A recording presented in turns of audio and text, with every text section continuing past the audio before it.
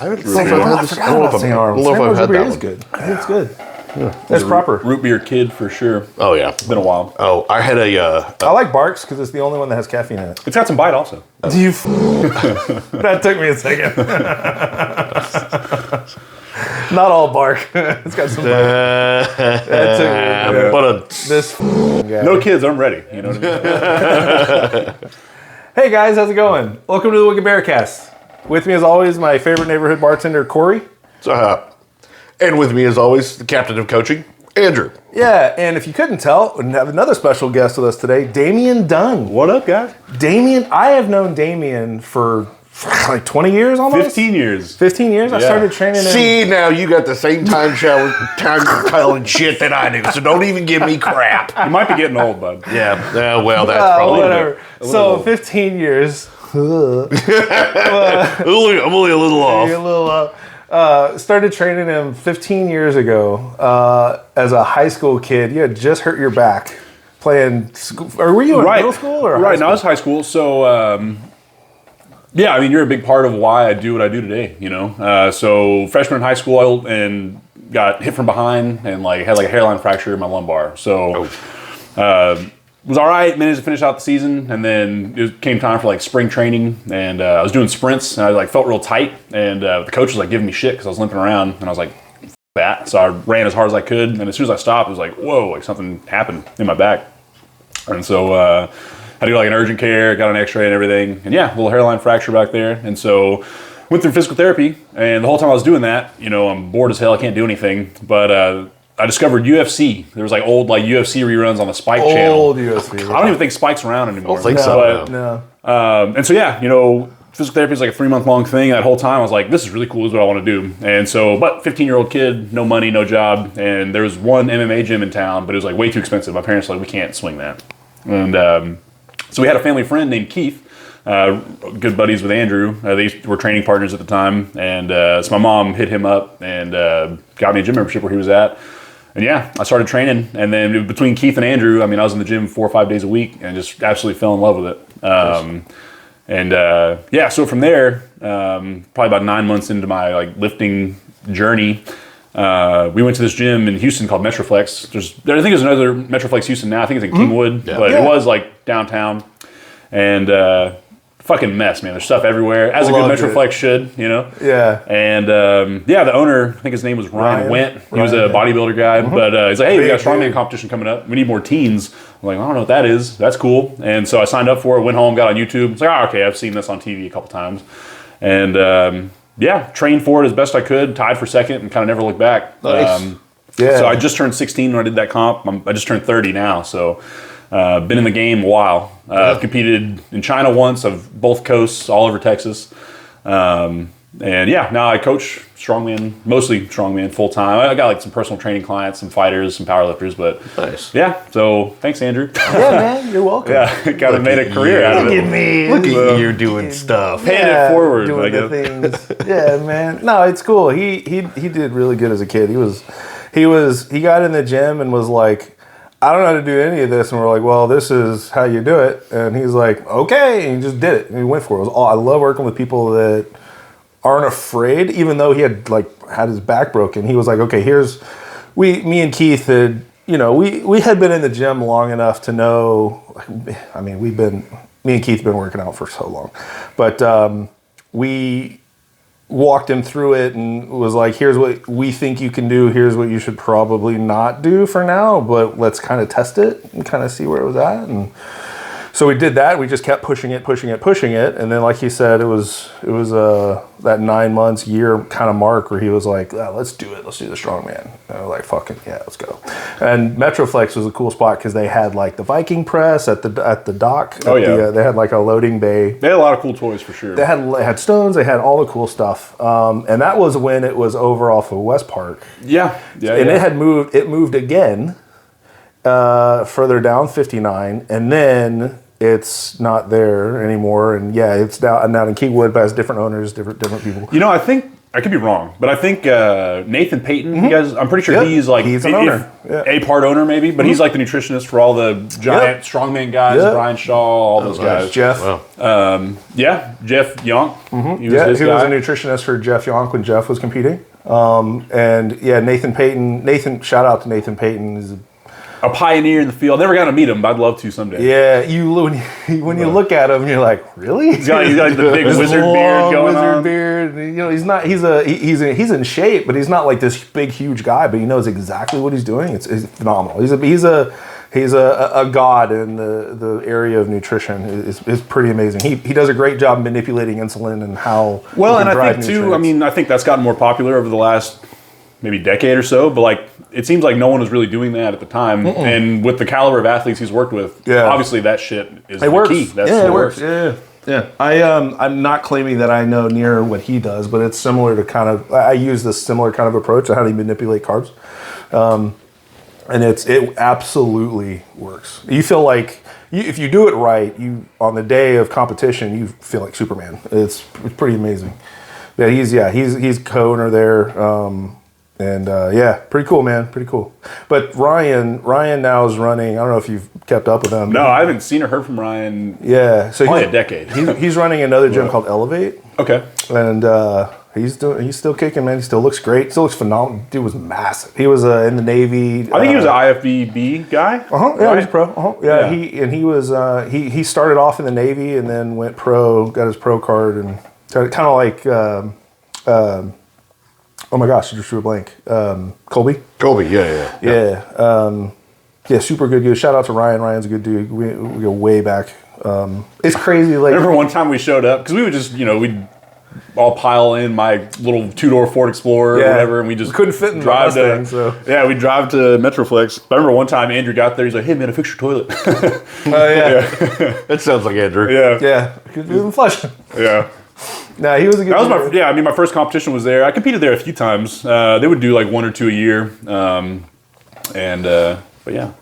So That's cool. Yeah. So, how's training been lately? training's been good, man. I've kind of given up the pro card strongman dreams, which is okay. But you keep going back and forth with that. I still compete, but the thing is, right? So, and we'll get into this more later, I'm sure. But yeah, I mean, I've competed over like 40 times. I've done it a lot, and now I get my jollies more out of coaching. I've worked with 2 world champs at this point. Nice. One amateur world champ, but a masters female athlete. I'm still working with her. She's awesome. Her name's Precious. She's actually like the logo for the show I'm running next month. And then I've worked with world champ jiu-jitsu guy. I was like a strength coach going into like gi worlds. Yeah. And he's now my professor at Henzo Gracie in Mont Belvieu. Oh, nice. But yeah, and so, it kind of you can only do something so long, you know? And started really young. I guess I was 26 when I decided, okay, let's get on some testosterone and let's try to make a push for pro.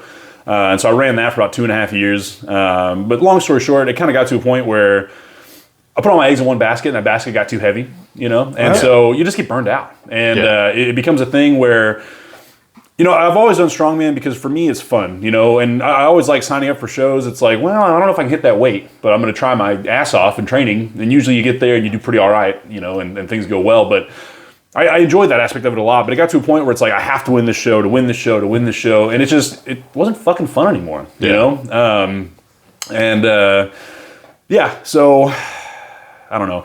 I still did 2 last year and did great, but it was one of those things where like I kind of just took the pressure off and it's like, then you end up winning, and it's fun again.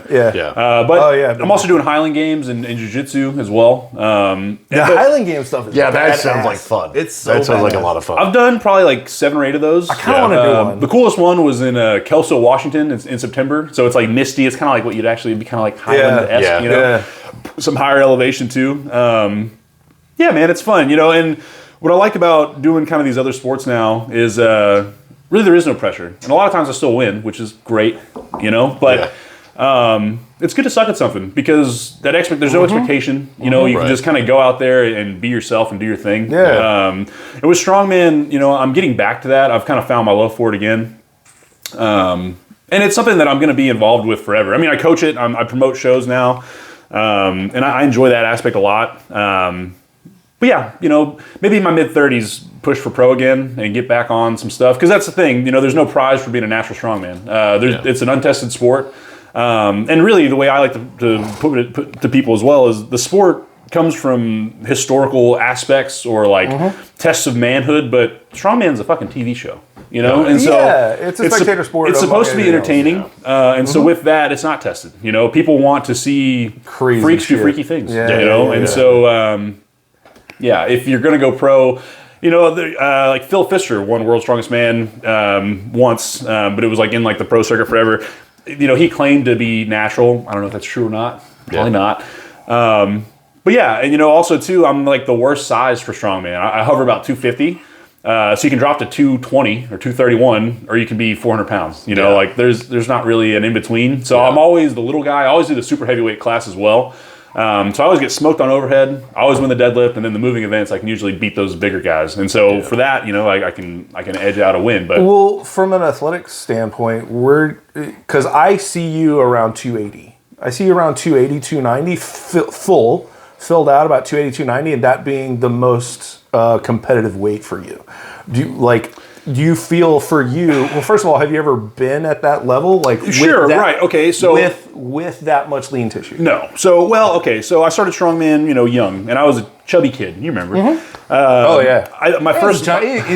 He was cuddly.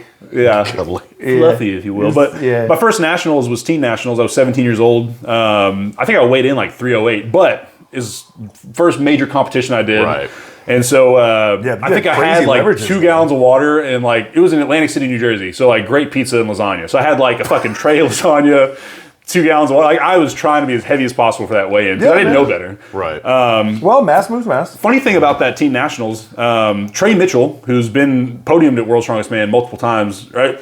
At least once, but he's been on the pro circuit for a long time. You're older than me.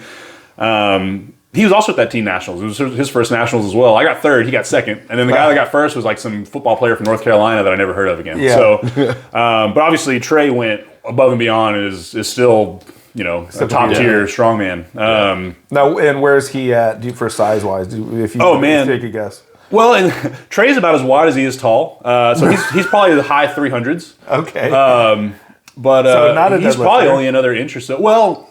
Trey's a great deadlifter. Is he? Trey's just incredibly strong. I mean, there's very little weaknesses, or weak spots in that guy's armor. Yeah. He's probably 6'2". Oh, so he's a big dude. Yeah, he's a big guy, but I mean, he's not one of those 6'9" behemoths. Yeah. But he's an incredibly powerful guy. He's actually a Texas boy as well. He's from Lumberton, which is kind of near Beaumont. Yeah. Not entirely sure what gym he's training out of these days. But yeah, so went to teen nationals. That's probably the heaviest I ever was. And then last summer, I was pushing to get some size on. Got up to about 275, and then just health went to shit. And honestly, for me, my favorite fighting weight, is about 260. I feel my strongest there. I deadlifted 800 for the first time, around 260. That's where I feel the best because I can still move well. Anything above that, and I just. It just takes a toll on your health. I think as I've gotten older, I've gotten leaner. Well, it depends. It depends on the type of tissue and how long it took you to get that tissue, right? If you're even getting up to 275 last summer, I mean, it was a lot of fucking chocolate milk and other things just to get that size. That's not good. There are much better ways of doing it. True move, Bootopia. That's the good stuff. It's so creamy, Lord. So creamy. It's high protein. Matrix peanut butter cookie with that Mootopia. Yeah, good stuff. So good. I was doing about a half gallon a day, plus 4 meals. I just and at this point in my career, and you eat intuitively though. I eat well. I mean, my breakfast is pretty much the same thing every day. Well, no. I mean, from a caloric perspective, you just eat intuitively. Right. Right. And that's another thing too, right? So I'm a strength coach. I'm not a nutritionist. Something that we were taught in college that stuck with me and I think has served me well as a professional is when in doubt, refer out. I tell my clients this, we can talk nutrition all day. I'll give you as much advice as I possibly can. But if you want a specific meal plan, you want anything beyond that, you need a nutritionist. That is not what I do. I'm knowledgeable to a point. You need more than that. And then let's say you got an injury, we can troubleshoot. But if it's beyond my scope, it would be a disservice for me to bullshit you. Go to someone that knows more than I do. Go get help from someone that can really help you. So I feel nutrition is the exact same way. Yep. But yeah, I eat intuitively, you know. Most of my meals are pretty much the exact same. Like breakfast has not changed in years. Like it's a bagel or 2 pieces of toast with some honey and like a carton of berries or, you know, at least a big handful if it's like the big carton. I like to buy the little ones. And is that like pre-training? You train in the mornings for you? It depends, right? So, and then 6 eggs. Got to have my 6 eggs. There you go. That's what I was getting at. Yeah, and you know, like I've been running a Strongman Saturday group pretty much since I've had my business, so almost 5 years. And I can eat that and go train within an hour. But a lot of times I'm training more in the evenings. You know, and sometimes I've got an hour. I've got an hour gap between clients. It's like I'm gonna lift, you know, and that's usually enough. But favorite time of day to train is probably like 2 o'clock. I've had breakfast, I've had lunch, I've had a little break, you know, from eating. I've had like a couple hours. Let's go have some good training, you know. Yeah. But yeah, my training time varies because I mean, as a coach and as a trainer, you have to be available when other people are available. So I'm working in the mornings, I'm working in the evenings. So yeah, I just kind of get it in when I can get it in. How much time are you at the gym though? You are there like all day? No. I mean, luckily, at the moment I live close to work. It's not always been the case. So if I'm 30 minutes from home, I'm just going to stay at the gym, you know. But I probably spend 16 hours a week. Hold that thought. So, yeah, one of the best friends I've ever had are training partners. I mean, it's the people, I don't know. There's just something about it. Like-minded. Yeah. Similar goal. I mean, and then no one knows how to get under your skin like your training partner. In a good way, you know? Yeah. Nope. But do it again. Nope. Do it again. That's like, you look like shit. Do it again. Really? Well, training with Andrew is difficult. Yeah, I know. Because he's fucking goofy. And so sometimes like you're trying to get sometimes it's goofy and then it's like, nope, they look like shit. Nope, they look like shit. Yeah. Do it again. Nope, do it again. I say some weird stuff. You go to unrack a bench and then you can't. Put it in your butthole. You're fucking laughing. Put it in your butthole. It's like, Andrew, shut up. But I love it though. I love. I just like poking the bear. I like because it's part of the training. Like mental training physically is just as much mental as it is physical. You have to like concentrate through, you know, especially in strongman, concentrate through all of the intrusive thoughts, all of the distractions that you have all going on around you. Like you got to be able to be like, okay, I'm in this. So especially for Damian, I know how to get to him and I'm really good at it. Well, and you'll wait until the fucking last second. It's I just unrack something or I just put my hands on something and then you want to start. Because like I'm trying not to break and laugh, you know? Yeah. I'll give him an unrack and then it'll be like perfectly fine and then it'll start the ascent. I'm like, he just whack. Oh, that's right up there with him doing his muscle manipulation and just randomly you hear as he slaps like the oil or something on your leg. Yeah. No, you gotta make it fun. Life's too short. No, I agree. You're making it fun for you. Yeah, well, that's all that matters. Right. No, that's good. That's good. But okay, sorry. So okay, where were we? You were saying you were talking about. I was kind of talking more nutrition.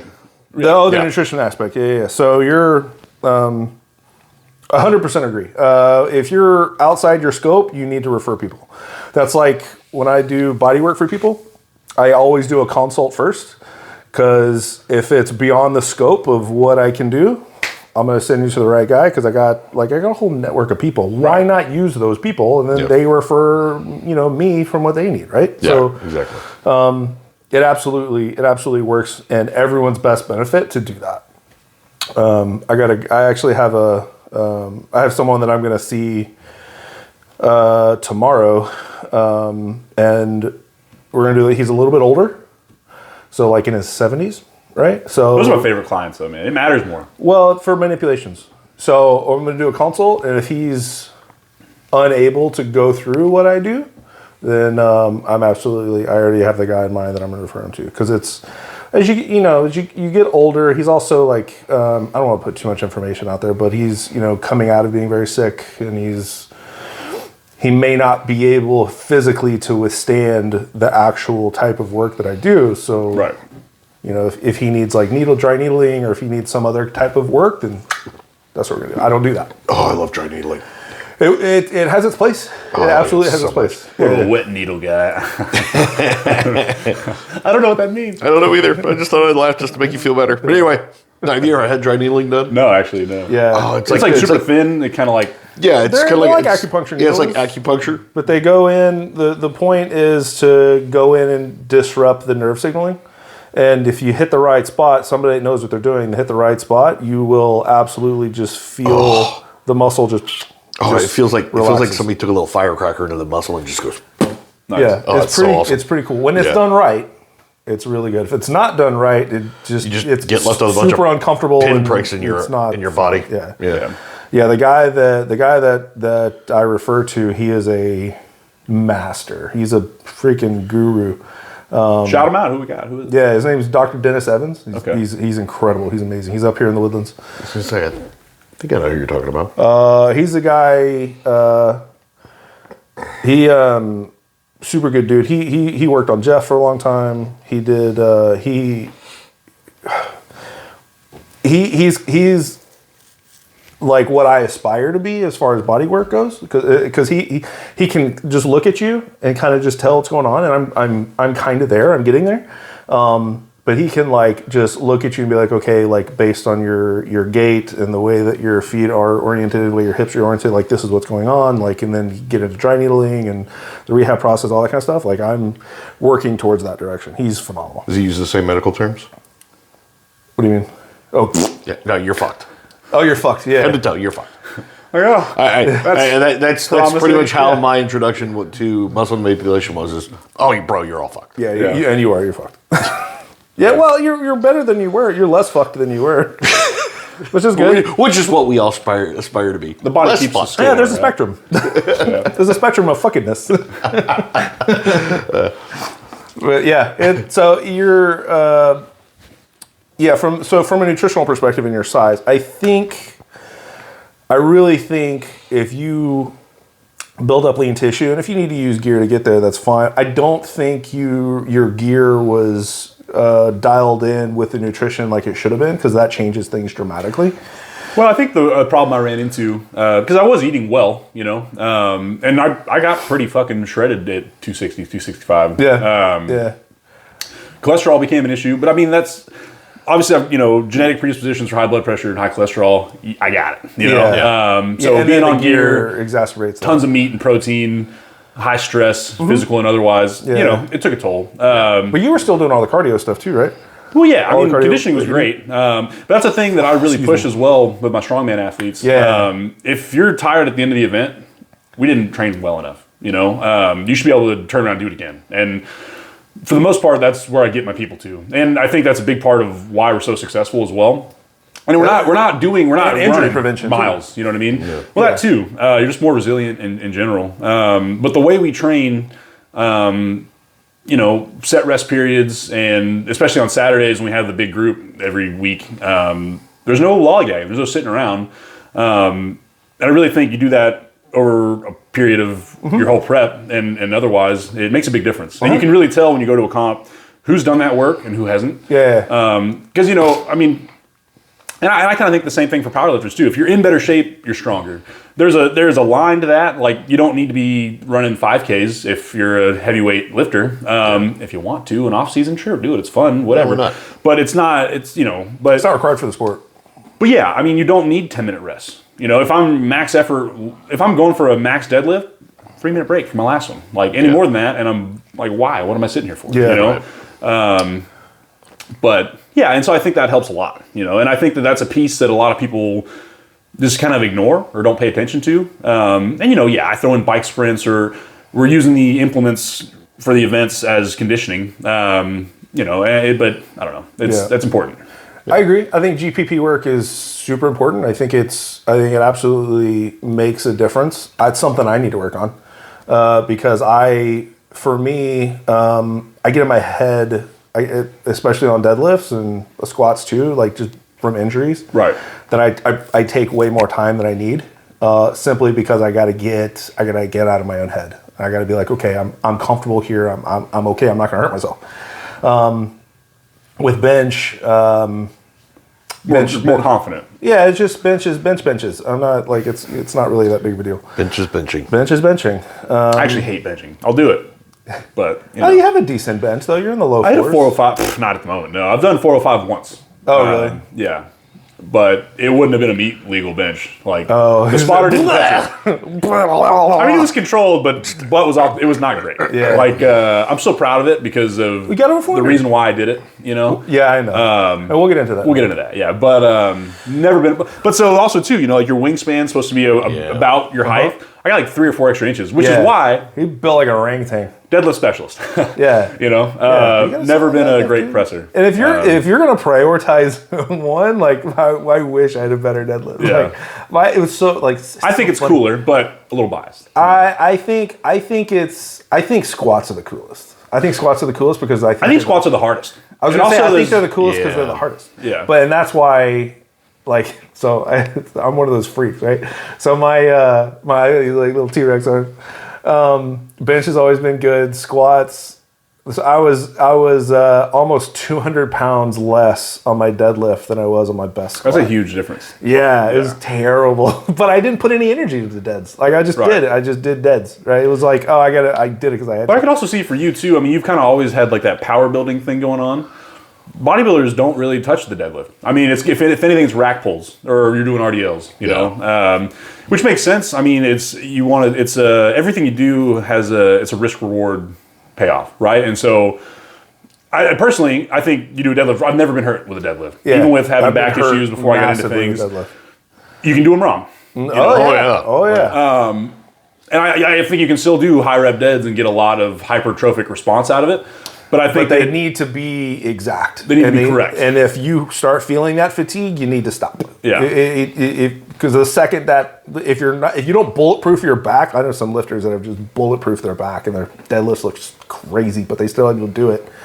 If you don't and you're off by even just the slightest amount, dude, you can really hurt. Well, I don't even know if I agree with that so much. I do, 'cause that's what happened to me. I think form is a range. What I see hurts people is a poor setup, right? So for me, a deadlift is obviously it's the pull, right? But I don't think of it as a pull at all. Yeah, it's a push. It's position and push, you know. Yeah. And so if you're set well, and that doesn't happen often because I know myself well, but like sometimes you fail a deadlift. But what I like about deadlift is if you fail, you just stop, you put it down. A bench or a squat, like if you fail, like you're either dumping or you need some help, you know. Yeah. Or you just push through it. That's not a fail. You did it, right? Maybe it wasn't a pretty one. Yeah, but then you break know? something. But yeah, I mean, I think you see people yanking on the bar, or you see people their arms aren't long, and then you hurt yourself in that way. Yeah. Yeah. It can be done wrong, you know. Definitely. Absolutely can be. But I would say deadlift, in my opinion, is one of the safest lifts. You know, if you know what you're doing and if you know what to feel. And from a statistical standpoint, I agree with you. Squats actually cause more injuries than deadlifts do, as far as lifting is concerned. And that brings up another point. Statistically speaking, it's actually really rare to hurt yourself weightlifting compared to really anything else. You're far more likely, from a statistical standpoint, to get injured in a car accident than you are to hurt yourself in the weight room. So the point is, get out there, do it, go do stuff, find what's comfortable, and stay in the groove. And if you get out of groove, stop. That's when you're going to hurt yourself. That's exactly what happened. That's every single time I've been injured. That's exactly what's happened. The first disc I blew was deadlifts, and it was because I was too fatigued. It was a 3x3 at 500, and set 2, I was already fatigued. And I should have stopped, and I didn't. And then the other one was on squats, and it was the adductor, right? It was after the adductor injury. Yeah. Yeah, and my hips were shifting because that adductor wouldn't stretch, so it kept like Hopping up. You kept I kept almost like you were twisting. To yeah, left. the hip wouldn't stay even. Yeah. So it just put undue pressure on my spine. It was so weird, yeah, because when you were in the hole and you'd come up, that's when you'd shift up. It was weird. Super weird. Yeah. And it looked so weird. It looked weird, but it was moving. Well, barely. And it hurt. It hurt. Well, it was like 450, and it felt like it was a RPE 10. Right. It was like it was like it not only did it hurt, it felt heavy from a muscular perspective. And that's 60%. Right? And God, that hurt. So this I got a long way to go for squats. I got to bring the squats back. I'm looking to go. So I compete in I compete in March. Yeah, the end of March. And I'm shooting for like a 550 squat if I can get it. I know I've got a. I don't know if you saw a video. I posted a video of my last 500 squat, and it was into a bench because I didn't trust my leg to come up out of the hole by itself. I'm glad I did it on a bench. But I went down the bench and I kind of sat and I went to come up on an even drive. Not there. So I sat back down and I was like, okay, I got to stand up. So I kind of stood up and I just shifted to the right and just stood up with it. Oh, jeez. So I'm like, well, I got 500 on my right leg. Whatever. They call that unilateral training. Yeah, there you go. Yeah. I should Sports specific. I just need bands. I'll pull my left leg up. Yeah. But yeah, there's a lot of work, dude. But deads are okay. Deads have been going okay. I think I'm around I can comfortably be around like a mid to high 5, like a 5. I'm thinking like a 550. I probably have in me now. I want to get a 585 by March. I think it's possible. Nice. Yeah. Yeah, 6 plates is good. Yeah, but I'm going to get the goal this year. I don't know if I ever told you this. The goal this year is a 500 bench. Damn. And there's a reason for that. Yeah, because that was what? He wants to be a well-rounded lifter. Yeah, I wanted 500 everything. Everything in the fives. Hey, But the biggest, I've always wanted to hit a 500, right? You hit 405, and then you're like, you realize it's not that big of a deal. You build it up in your head, and it's really not that, like, okay, what's actually big, right? Then you hit a 500. And then you hit the 500, and you're like, oh, that wasn't that big of a deal. What's next? And you're like, all right, like 6. All right, 6 is a big deal. I'd say 5's a big deal. I mean, 405, most people will never do that. I know a couple of guys. Very few people will ever touch 500 on a bench. I know a couple of guys that can do 5. And because of that, I'm like, all right. Yeah. But the biggest reason is it's something that even when I was in the low 4s years ago, so we mentioned it earlier. Our friend Keith Toledo, me and him were best friends for. They were like childhood friends first, right? 25 years. Yeah. Yeah, we were best friends for a long time, and he was built for bench. He was a bencher, and he had a decent squat. His deadlifts again weren't that great, but he could. He had little hands. He couldn't help it. Yeah, he was meaty, but his fingers were short, little sausage fingers. Like a brick with like some Old Smokies on it. Yeah, and but bench was always his thing, and I was like, there was years ago, him and I always kind of were competing because I was always ahead on his squats and he was always ahead of me on bench, and he passed. So he passed Christmas of 21. It was right. I can't. It's right there. Yeah. 21. Christmas 21. Christmas Eve is when everything happened, and it was 26th or 27th when they turned everything off. I mean, that was it. But the day, the 26th or 27th. Right. Yeah. So we. I think it might have even been a few days after. I want to say it was kind of a 2 blur. days. I want to say that's right. It was a little more than 2 days. I think it was. Yeah, I think it was right before the first. So yeah, so something like that. But. And I kind of let you get into it because he was there. Yeah. But he was one of my best friends for a long time, and the crazy part is on December 22nd, my appendix ruptured. Right.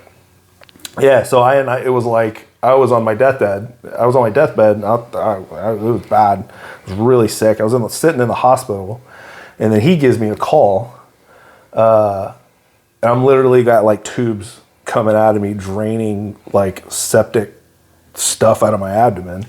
And I'll let you go ahead and say what happened. Yeah, well, it's a backpedal a little bit. I mean, like I kind of mentioned earlier, I was a 15-year-old kid when you guys took me under your wing. You guys are kind of like the big brothers I never asked for. Yeah, keywords. I think you're like 8 years older than me, and Keith was 10 years older than me. Yeah. So he'd be 40 as of September or October, early October maybe. October. Yeah, so you guys got me my start, and then at the end of Keith's life, I was his coach actually, and we were gunning for that 500 bench, and we were getting really close. Yeah. The last video I have of him was December 9th or 10th, and he, everything happened Christmas Eve that year, and I think we got to like 470 or something like that. Yeah. So he was knocking on the door. But anyway, right? So I was at this gym in Houston. It's not around anymore. It's called Deviant Strength, and we would do little pop-ups and stuff there all the time.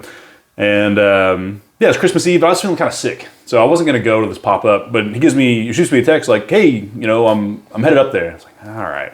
And so I was like, "Well, I'll bring my backpack, you know, my laptop, do some like computer work, and just hang out." Which that's relevant later. So I end up going up there. I see him, and I even remember like what we joked about. I was like, "Hey man, how are the circles today?" You know, like the weights. And so we're sitting there bullshitting, and then it's like, fuck it, I want to lift too. So I set my backpack down. I'd go to my truck, grab my gym bag. I come back in, and I'm talking to somebody else for a second. And then Keith had 405 loaded up on a bench. He had like a set of 3 he had to do. And he's at his tripod, and he stands up, and he kind of looks around. He looks confused, and he gets stiff as a board and falls out. And so I run over to him and start. He had a mouthpiece in. I scoop it out. If any of these details are too much, you can let me know. Good. But Keep going. You're good. yeah, and so he's not waking up. And so I had this like CPR first aid mask in my backpack from college. I had it for like ever, never needed it. And so we had someone call 911, and luckily I had that. I was able to start giving him, start working on him. And yeah, paramedics show up. They can't get him revived. What was that span of time? A few minutes, man. I don't know. Everything kind of,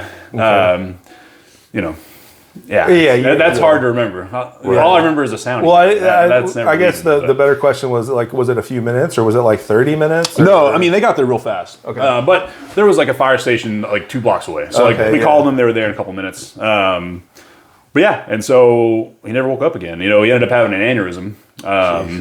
He was on some gear and very big guy, didn't take the best care of himself, had a high stress life. And I think diet wasn't the best. I think it's just kind of one of those things, that just kind of happened. But so with that, so when I did do my 405, it was the same bench. And that's the only reason I did it. It's the only reason I chased that down. And I hit it and I had to go cry in the bathroom, because it was it was a lot. Yeah. But so that was, Christmas Eve that happened. And so the very next day, Christmas Day, I think it was a Saturday, and I always did like a Strongman Saturday. So I'd already planned before any of this happened, like all my guys were going to meet up, we're going to do Atlas stones. And like I had like a bunch of fucking Santa hats for us to wear. Like it was going to be a fun thing.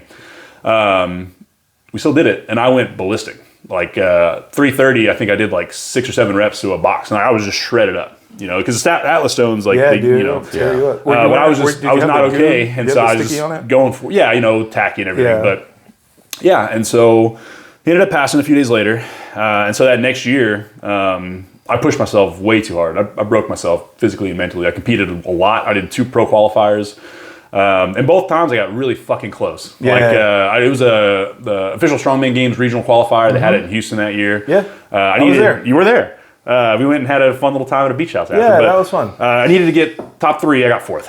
But, it was the sandbag, wasn't it? It was that. It was the very last bag to shoulder. But even then, if I had beaten him, if I had gotten it on the first attempt, I think I would have gotten 3rd and made it. But, it is what it is. And so then later that year, come October, I have Strongman Nationals. You get top 10 there. You podium there, you get a pro card. And so what I didn't know, it used to be only the super heavyweight class got the pro card. There was a 275 class, and I weighed in at like 262. So I could have did the 275s, and I probably would have made it. But I didn't know that was an option for a pro card. Yeah. So I did the supers, the open heavyweight class. But the week before nationals, usually like the week before is like your heaviest, hardest week of training. I was sick as a dog, and so I didn't get to train like I wanted to. So that Monday rolls around, I'm supposed to fly out like Wednesday night or something. So that Monday rolls around, at the gym I was at, we had like one of those like self-propelled treadmills, like really good for doing sprints on. Yeah. And so for me, like the Woodway kind of thing. Yeah. But for me, I was like, all right, like I'm feeling a little better. Let's do 6 sprints and just make sure like I got some pop. I'm ready to go. Yeah. Very last sprint, tore my hamstring. Yeah. Oh. And so luckily, I had this like house call client that I would see pretty well off. But she had like a massage therapist that would come to her house. And best therapist I've ever worked with. But the next morning, it's like 6 a.m. I'm in her garage waiting on her, and then she's like, "Why are you limping around?" And I was like, "Well, I told her what happened," and she's like, "Okay, well, going to send my therapist to you later. And she did. Her lady came to my apartment, worked on me for like 2 hours. Oh, shit. And I was still fucked up, but like I was able to go compete. Like it really made a difference. Yeah, wow. So Jill, thank you for that. But yeah, so nationals is like a 2-day thing. And out of like 43 people, I came in 9th. Wow. So with an injury and in the wrong weight class, still top 10. I qualified for the Arnold Amateur, but I didn't go. Because at that point, I finished the last event, and then it dawned on me, like, I didn't fucking make it, Yeah. And there was a lot riding on that because I wasn't doing it for me anymore. I was doing it for both of us. You feel like that put way too much pressure on you? Right. And so, I got close, but I didn't quite make it. And it's taken me a long time. I'm actually getting a tattoo of a tombstone that says pro on it because my pro card dreams have died. And I've grieved it, but I've come to terms with it. It's something that I'm okay with at this point. Yeah. But, and so, I did a comp after that because that was like October, and I took a little break. And then like that next April, kind of the same thing. I was like, all right, well, let's go qualify for nationals and let's try it again. But I had a lot of personal things going on in life. Like I was engaged, that ended. I was going through a lot. And at that comp, my weight class. So Strongman Corp used to be a little different, right? If you top 3, you qualify for nationals right away. But they've changed it, which I think is a good thing because nationals is like 2,000 people, or that might be an exaggeration, but there's way too many fucking people there, and probably 3/4 of them have no business being there. Yeah. It is. I went to nationals, Yeah. But it's like it takes forever because there's just too many people. Yeah. So they've changed it now. If there's enough people in your weight class and you podium, like you get your nationals invite. But otherwise, you get invited to regionals. You do well at regionals and you get invited to nationals. But regionals is like not in your state. It's expensive. Like I don't want to do that. So I want to just qualify. And so I go to this comp and my weight class had like 3 people in it because it was the 275s. And it's like, it's not enough. So I talked to the other 2 guys, hey, let's merge with the super heavyweights. And then we all got a chance. And so everyone like agreed. I don't think I really gave people the chance, like, hey man, I've got to do this. But with that, I kind of mentioned this earlier, I'm not a presser. Especially long. Circus dumbbell, axle, Yeah. like What I can is your skirt by. overhead? I've done 320 for a single like 3 times. So like, Wow, okay. not fucking stellar. Like, it's okay. Layman terms is pretty it a good. technique thing or is it a power thing? It's just never, it's just, it's always been a struggle, And so I ended up zeroing the log, but then I won 3 out of the other 5 events. You win 3 events out of 5, you should get fucking first place. But because I zeroed the log, you get no points. I got second place. And so because I got second place, I didn't qualify for nationals. Yeah. And so that kind of broke me. It's like all this stress and all this work and all this time. And I'm not doing another show. I don't care. I won't do it. So I took the rest of the year off. Well, I did 2 Highland Games that year, just because that's different. It was fun. Yeah, that's fun. And That's just spiritually did well, that kind of brings did it well back. at those. But and so I began to hate it. I began to hate the sport. And when your job is coaching the sport, and it's just, I kind of said this earlier, you put all your eggs in one basket, that basket got too heavy for me. Yeah. But something that I do kind of regret, after Keith passed, the next day I was at work. Like, I didn't take any time off because it was my fucking job. It's my duty. I take what I do very seriously. And so it's like, my people need me. I'm going to go do my thing. And I wish I had taken some time to... and that's another thing as well. I still was working in that gym. So, and... You're around it. Well, I remember the spot on the turf. I'd go stand there before a big lift to get myself in the zone, which I think is a good and a bad thing. I'm able to do that. And that's still something I've always been good at, and I still do now.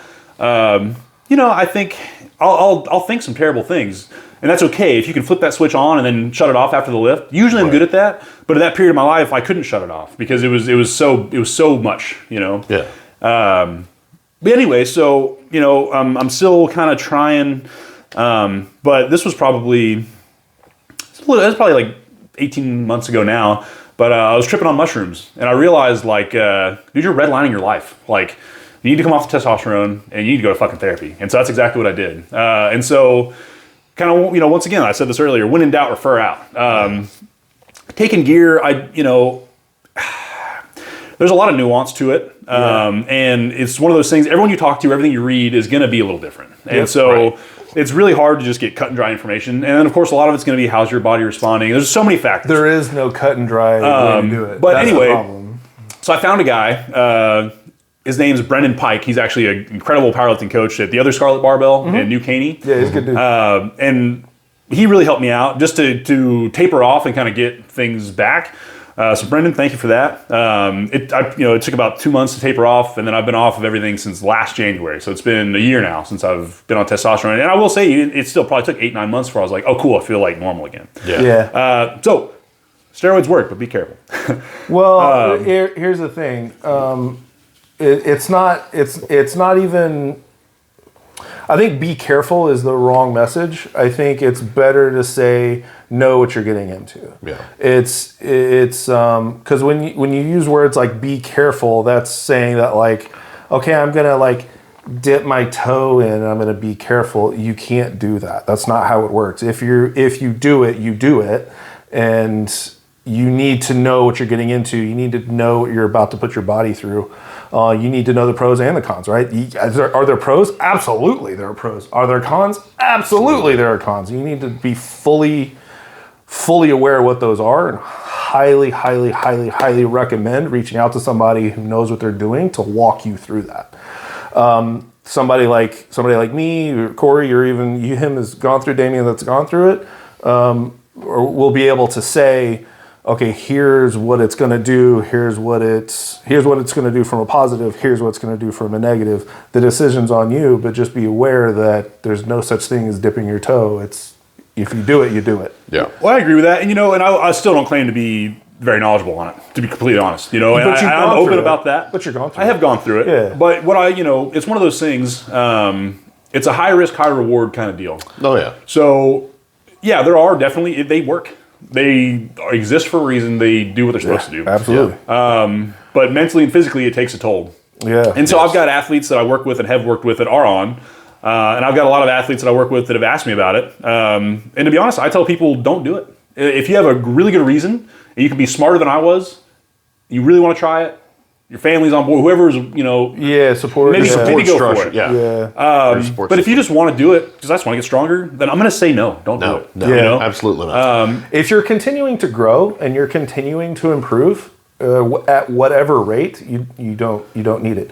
Dial in the nutrition, get your nutrition down perfect. Dial in your recovery, being sleep and recovery, whatever that means for you specifically. Dial that in. The training, dial that in. Once all those three things are dialed in perfect and you're still no longer growing, then the conversation is open to talk about it. Don't just do it. That's when the conversation, if you want to keep progressing, that's when the conversation should be entertained. Well, and kind of in my context as well, everyone wants to be a pro strongman, right? If you're doing the sport, obviously you want to be a pro. Which is most guys will never get there. Which is interesting. So it's so different from powerlifting. That's interesting. That's an interesting point.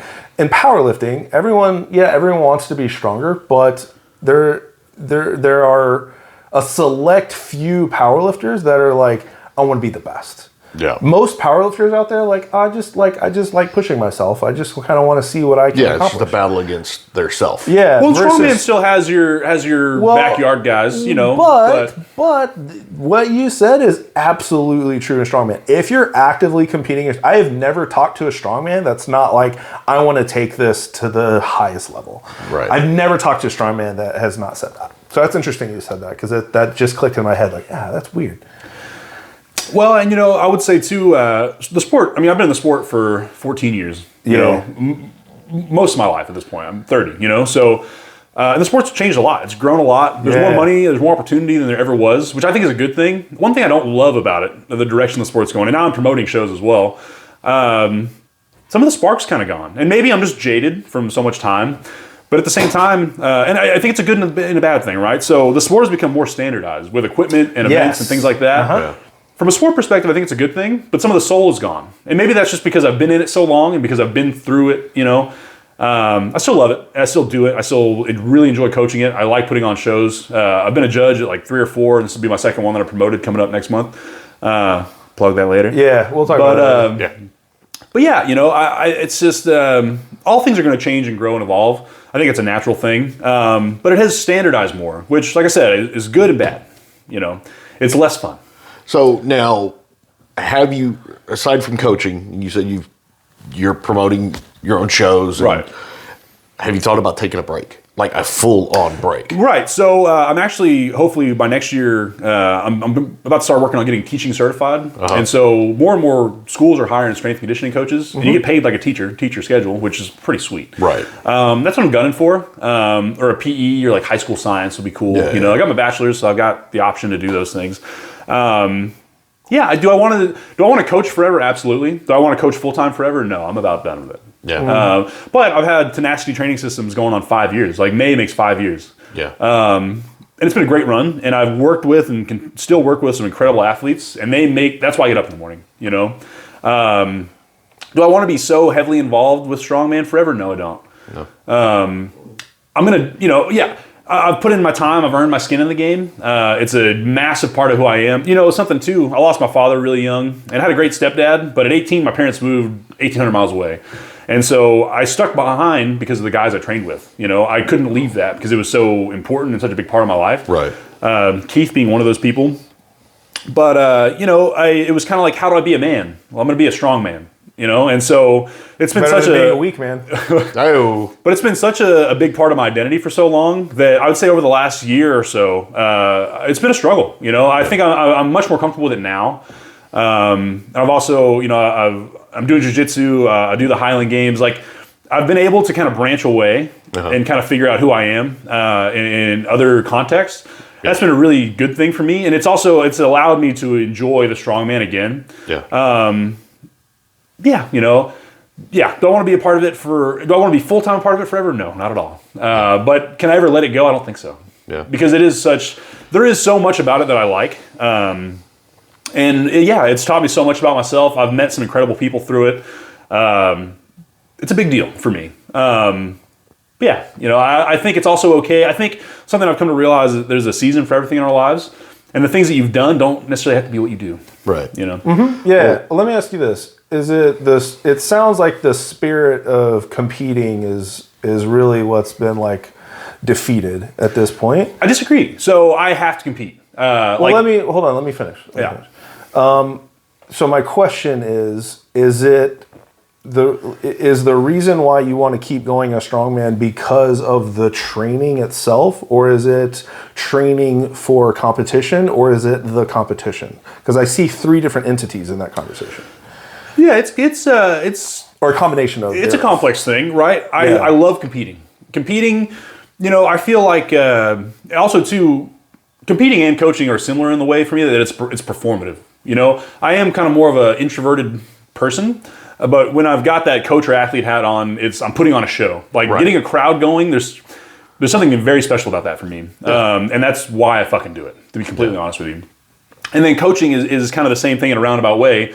I'm able to, because I've been in the sport a long time. I've fucked it up a lot, and I've figured out what works and what doesn't work. Yeah, you have to. And I've coached a lot too, but I'm able to kind of do a similar thing or feel a similar way vicariously through someone else. I'm able to help you and then watch you do it, right. and I will say it's a very similar gratification I get from that. And so that's why I love it, I think. And also too, my people work hard and it shows. Like a lot of times we roll up to a comp like 6 to 8 people deep and like we sweep it and like, God damn, that feels good. Yeah. But that's because those people are trying really hard and they listen, and my best athletes ask a lot of questions and they show up, and my best people too, I have to reel in. It's like, hey, like that's not a problem. Stop. It's cool. Stop doing that. But I'd much rather work with people like that than people you have to constantly poke. Those people aren't going to make it. No. And you'll have people that are like, oh, I really want to do it. It's like, you can say that all day, but you're not showing me that. Yeah. I would much rather you not say that and then me just have to constantly reel you back. Right. Than you constantly tell me that and give me 30%. I've coached long enough too. Like something you kind of talked about earlier, like with your deadlifts, right? It takes you a long time because you have to there's so much happening. Yeah. My setup for a lift is the exact same. I hop around, I clap, and I go. But what that does for me is it shuts off the head noise. Yeah. And so, but it's almost like an OCD thing. It's like, that is my setup. I'm going to do that every single time. And it works for me. But also I've come to realize working with so many people that it's not the same for everybody. Like I had a guy that I worked with for a couple of years and it's like, can you fucking get excited, please? But that's just not who he is. He's not going to do that, but because he's still able, he just had his own way. And I think that's fine. You know, Yeah. everyone's going to have their own style or method. So long as you can perform and the results what we want, I'm happy with it. But it took me a while because it would frustrate me. It's like, dude, like, come on, like, flip the switch. Oh get yeah, amped when up. it comes to competition, I'm the same way. I get quiet. Yeah. Same. Yeah, I put my headphones on. I'm quiet, and I'll PR at the competition, and I won't make a peep. And I've actually had one of the guys that was helping out my coach at the time go, "That is the quietest PR attempt I've ever heard in my life." And that's great. You know, I think everyone's gonna have their own style. Yeah. And I've coached long enough that like I've kind of like, okay, like I'm gonna get off your ass because you're doing what works for you. Yeah. If it works, it works. If Yeah. it ain't broke, don't fix it. Yeah, exactly. And you can tell too when you're watching somebody train. You'd be like, you can tell the difference when they're internally pushing it versus like they're still being quiet but not quite pushing it, and maybe they need to learn how to like bring out the aggression, right? Right. Because some people just don't know. Well, something that I like to preach is intention fuels action. You know, so if you're a quiet person, if you go bananas, that's great, but there needs to be intention behind what you're doing. Oh, absolutely. Yeah. And then, For me, it's a mental game. well, and so with that too, you know, like let's say going kind of back to like you having to stop and think a lot for deadlifts. A study we went over when I was in college was professional pitchers on the mound. There's very little brain activity going on because it's something It's so repetitive. it's something that they're an expert at. But you get a kid, you know, first time on the mound, and there's so much happening. Yeah. Right. And I think anything physical we do is the exact same way, you know. And so something that I try to get people to do is stop hesitating. Like you can think as much as you want, but when it's your turn to go touch that bar or implement or whatever it is, fucking go. If you're waiting, I'm going to be in your ass because you have to establish that habit of like, I'm doing it or I'm not doing it. There's no, you know, so. Yeah. But that gets better with experience too. Yeah. Agreed. Yeah. But- Yeah. I have issues struggling mentally, just trying to like, and it's not a crutch, and I'm not using it as an excuse, but like dealing with the severe ADHD and some of the things that are constantly running through my mind. Like sometimes it takes me, even for bench that I get really excited about. Like sometimes like I'll lay down on the bench and I'll think about Mario, you know, jumping around in a stage. I gotta stop and I gotta reset. Yeah, yeah, exactly. And it's like because of that, like I have found that when I like truly just quiet everything around me, I'm able to tunnel. Yeah. And it's one of the few moments in life where I am able to like shut all that other stuff out. It's incredibly taxing from a mental perspective, but that's one reason why I love it so much, because it affords me that opportunity where kind of like what Devin was saying that day, where it's like that 10 seconds, right? Where it's nothing. Quiet. There's nothing. Yeah. And I'm forcing it. It's active. I'm forcing that quiet, but it's so just cathartic in a way. Cathartic. Thank you. Yeah. Yes, absolutely. That's the perfect word. Yes. So with all the athletes that you have, like, and if you're a coach out there and you're watching this goes to you as well. Get to know your athletes. Don't assume that your way is the way. It's not a one size fits all. No, it's not at all. And like even And for me, I have. Go ahead. Sorry, I was going to say, and that seems to be, as I'm coming into my own coaching, is that I'm learning that there are far more, I don't want to use the word coaches, but I guess programmers. Yeah, Or trainers that are using that cookie cutter mentality where they've got, all right, This here's is the my way. program. This is how you're going to do it. Right. Andrew, you're totally different. This is how you're going to do it. Same exact thing, but you're going to be doing this. And then they're handing it out to multiple people. It's all the same programming, but they're not taking into account who that person is, what their strengths are, what their weaknesses are, what injuries they may have. It's just, here you go. And you know, that's almost kind of like, I guess I'll use CrossFit as an example, but just kind of like the group fitness mentality. Yeah. A lot of those gyms I feel like have popped up, and I feel like fitness has kind of had multiple booms and busts, you know? Yeah. But it's an easy cash grab. I think, Yeah. well, it is. It's at the end of the day, why do a job if you're not trying to, you gotta Agree. You gotta pay I didn't bills. say it was a bad Right, thing. right. But at the same time, there's a right way and a wrong way to implement it. I think something like that is okay for the layman, you know? But if someone's trying to, hamstrings are cramped up a little bit. If someone's trying to compete or is trying to do something specific, you can't do that. You can't. So, okay, kind of backpedaling a little bit. There's a guy, he's a strength coach and a writer. His name is Brett Bartholomew. And he's got this book called Art of Coaching. It's not very big, but it's just like, it's like 20 or 30 little like profiles of different types of athletes. Yeah. And like he puts a title on it like the specialist, the warrior. And it's a decent read, but what it does, I mean, to be honest, I've read the book a couple times. I've never profiled a single one of my athletes. You're one of these. Yeah, right. But what it does, I think, it provides some context of like, yeah, people are different and they're gonna have different approaches. Yeah. And be motivated different ways. Yeah, right. You know what I mean? Cultivate that. You as a coach need to cultivate it for them. Right. Well, and you just have to. Well, okay, and I would say in a way, especially me, I work for myself, right? I got my own coaching business, so there's some salesy parts to that. Mm-hmm. But one of those things that you kind of go back to with sales, or I think with clients, is like your why.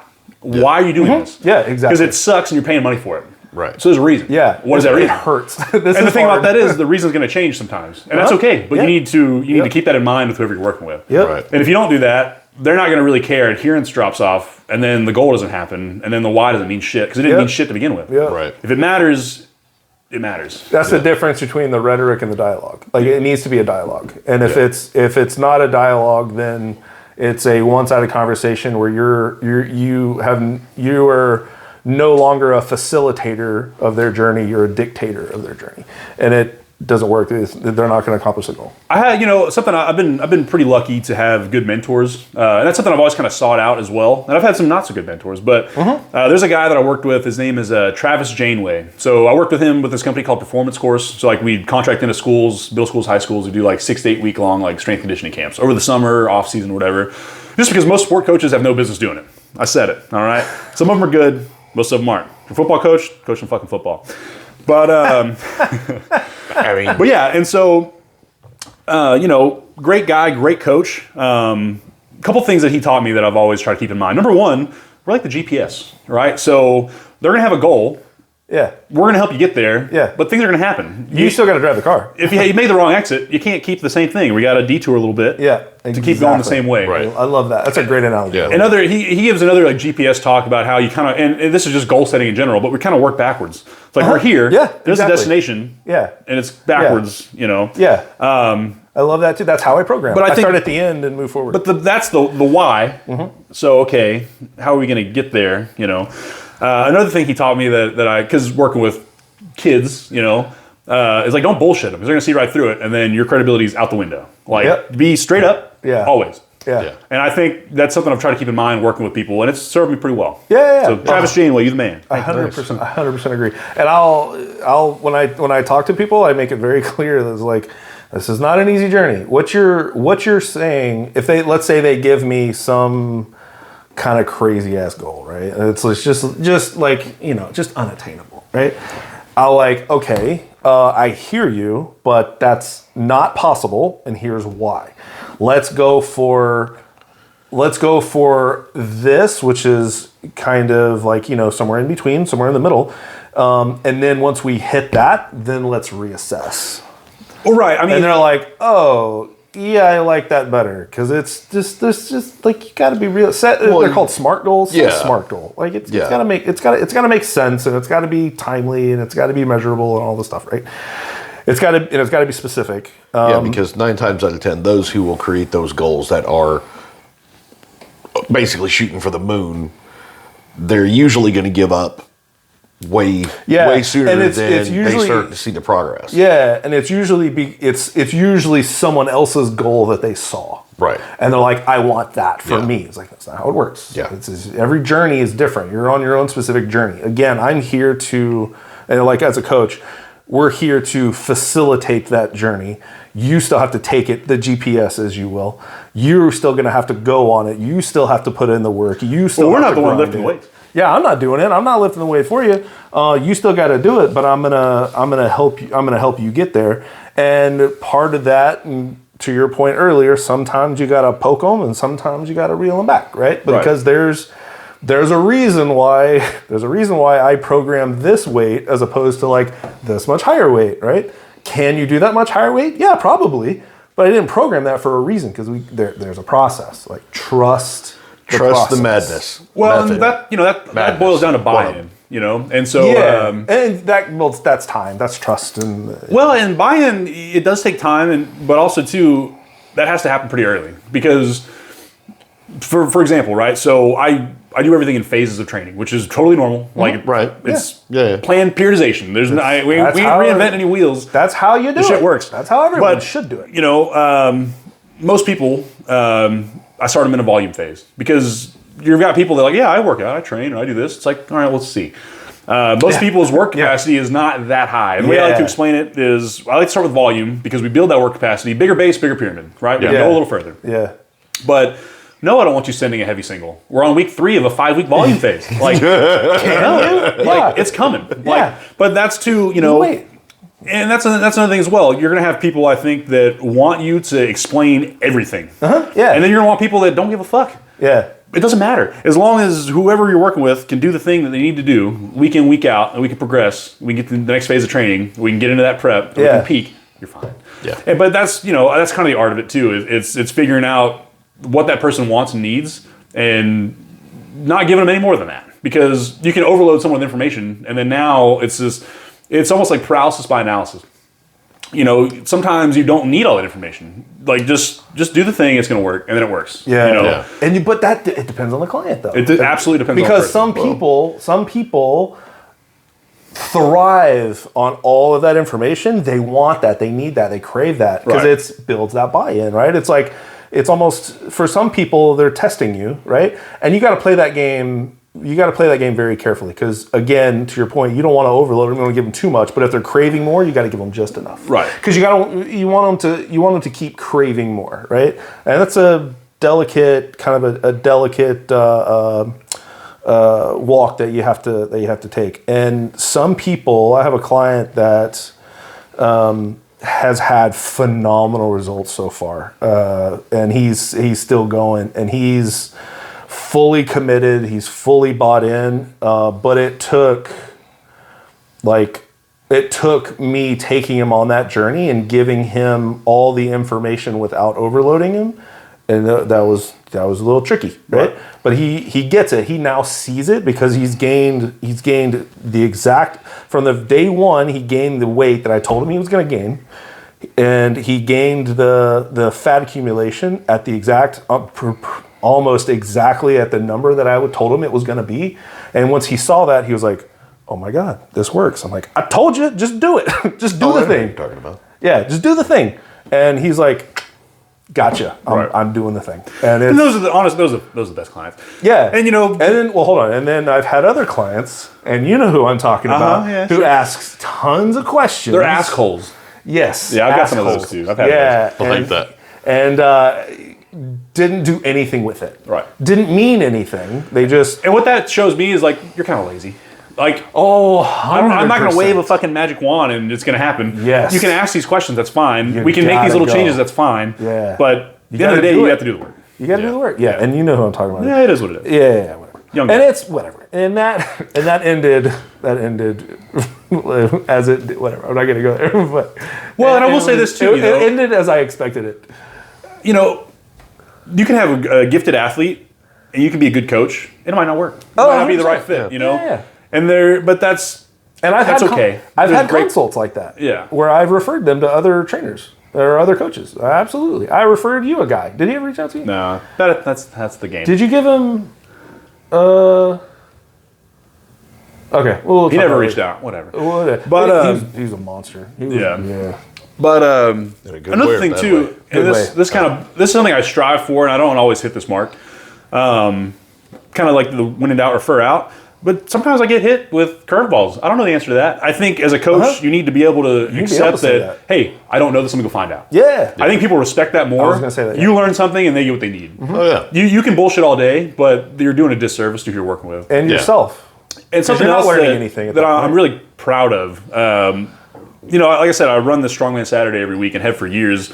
We have a great community. Like we're in people's weddings and like we hang out outside of it. Like we've built a great community. Mm-hmm. But at the same time, something that I try to do is sometimes our ideas are better than mine. If you have something you want to try or you think this way, explain it to me. Let's try it out. And if it's better than what I got, we're going to do that. Yeah, and then you learn something. Right. That's fantastic. But I think that because of the great people I'm able to work with and because it's a very collaborative kind of thing, I think that's why we do so well. Because it's, you know, I'm not an island. You know, yes, I have a lot of experience in the sport. I've been to college. Mm-hmm. I've done the coaching. All that's great. But there's things I don't know, or there's things that I didn't think about. Yeah. And you so don't know what you don't know. Right, and I've had a coach off and on as well. There's a guy, a great mentor of mine. His name's Frankie Pacias, Exodus Strength Performance. Fucking phenomenal. You know, it's kind of like you said. You don't know what you don't know. You don't see what you don't see. So yeah, coaches need coaches too. But I've learned a lot from him about coaching, and I've gotten a lot of great things from him. But yeah, I think that collaboration is important. I could claim to know it all or shoot other people's ideas down, but I don't think I'd be as far. I don't think my athletes would be as far. And I see a lot of coaches that are just like, we're doing it this way. And it's like, well, that's great, but then your clients hate you and then they're not doing what they want to do. I've had coaches like that, and it was always a bad experience. Yeah. Where it's like, because like you just said, coaches have coaches too. I have a coach now. But it's, whenever if you become a dictator, you're no longer a coach, you're just a trainer, and you're not doing yourself or your client any kind of service.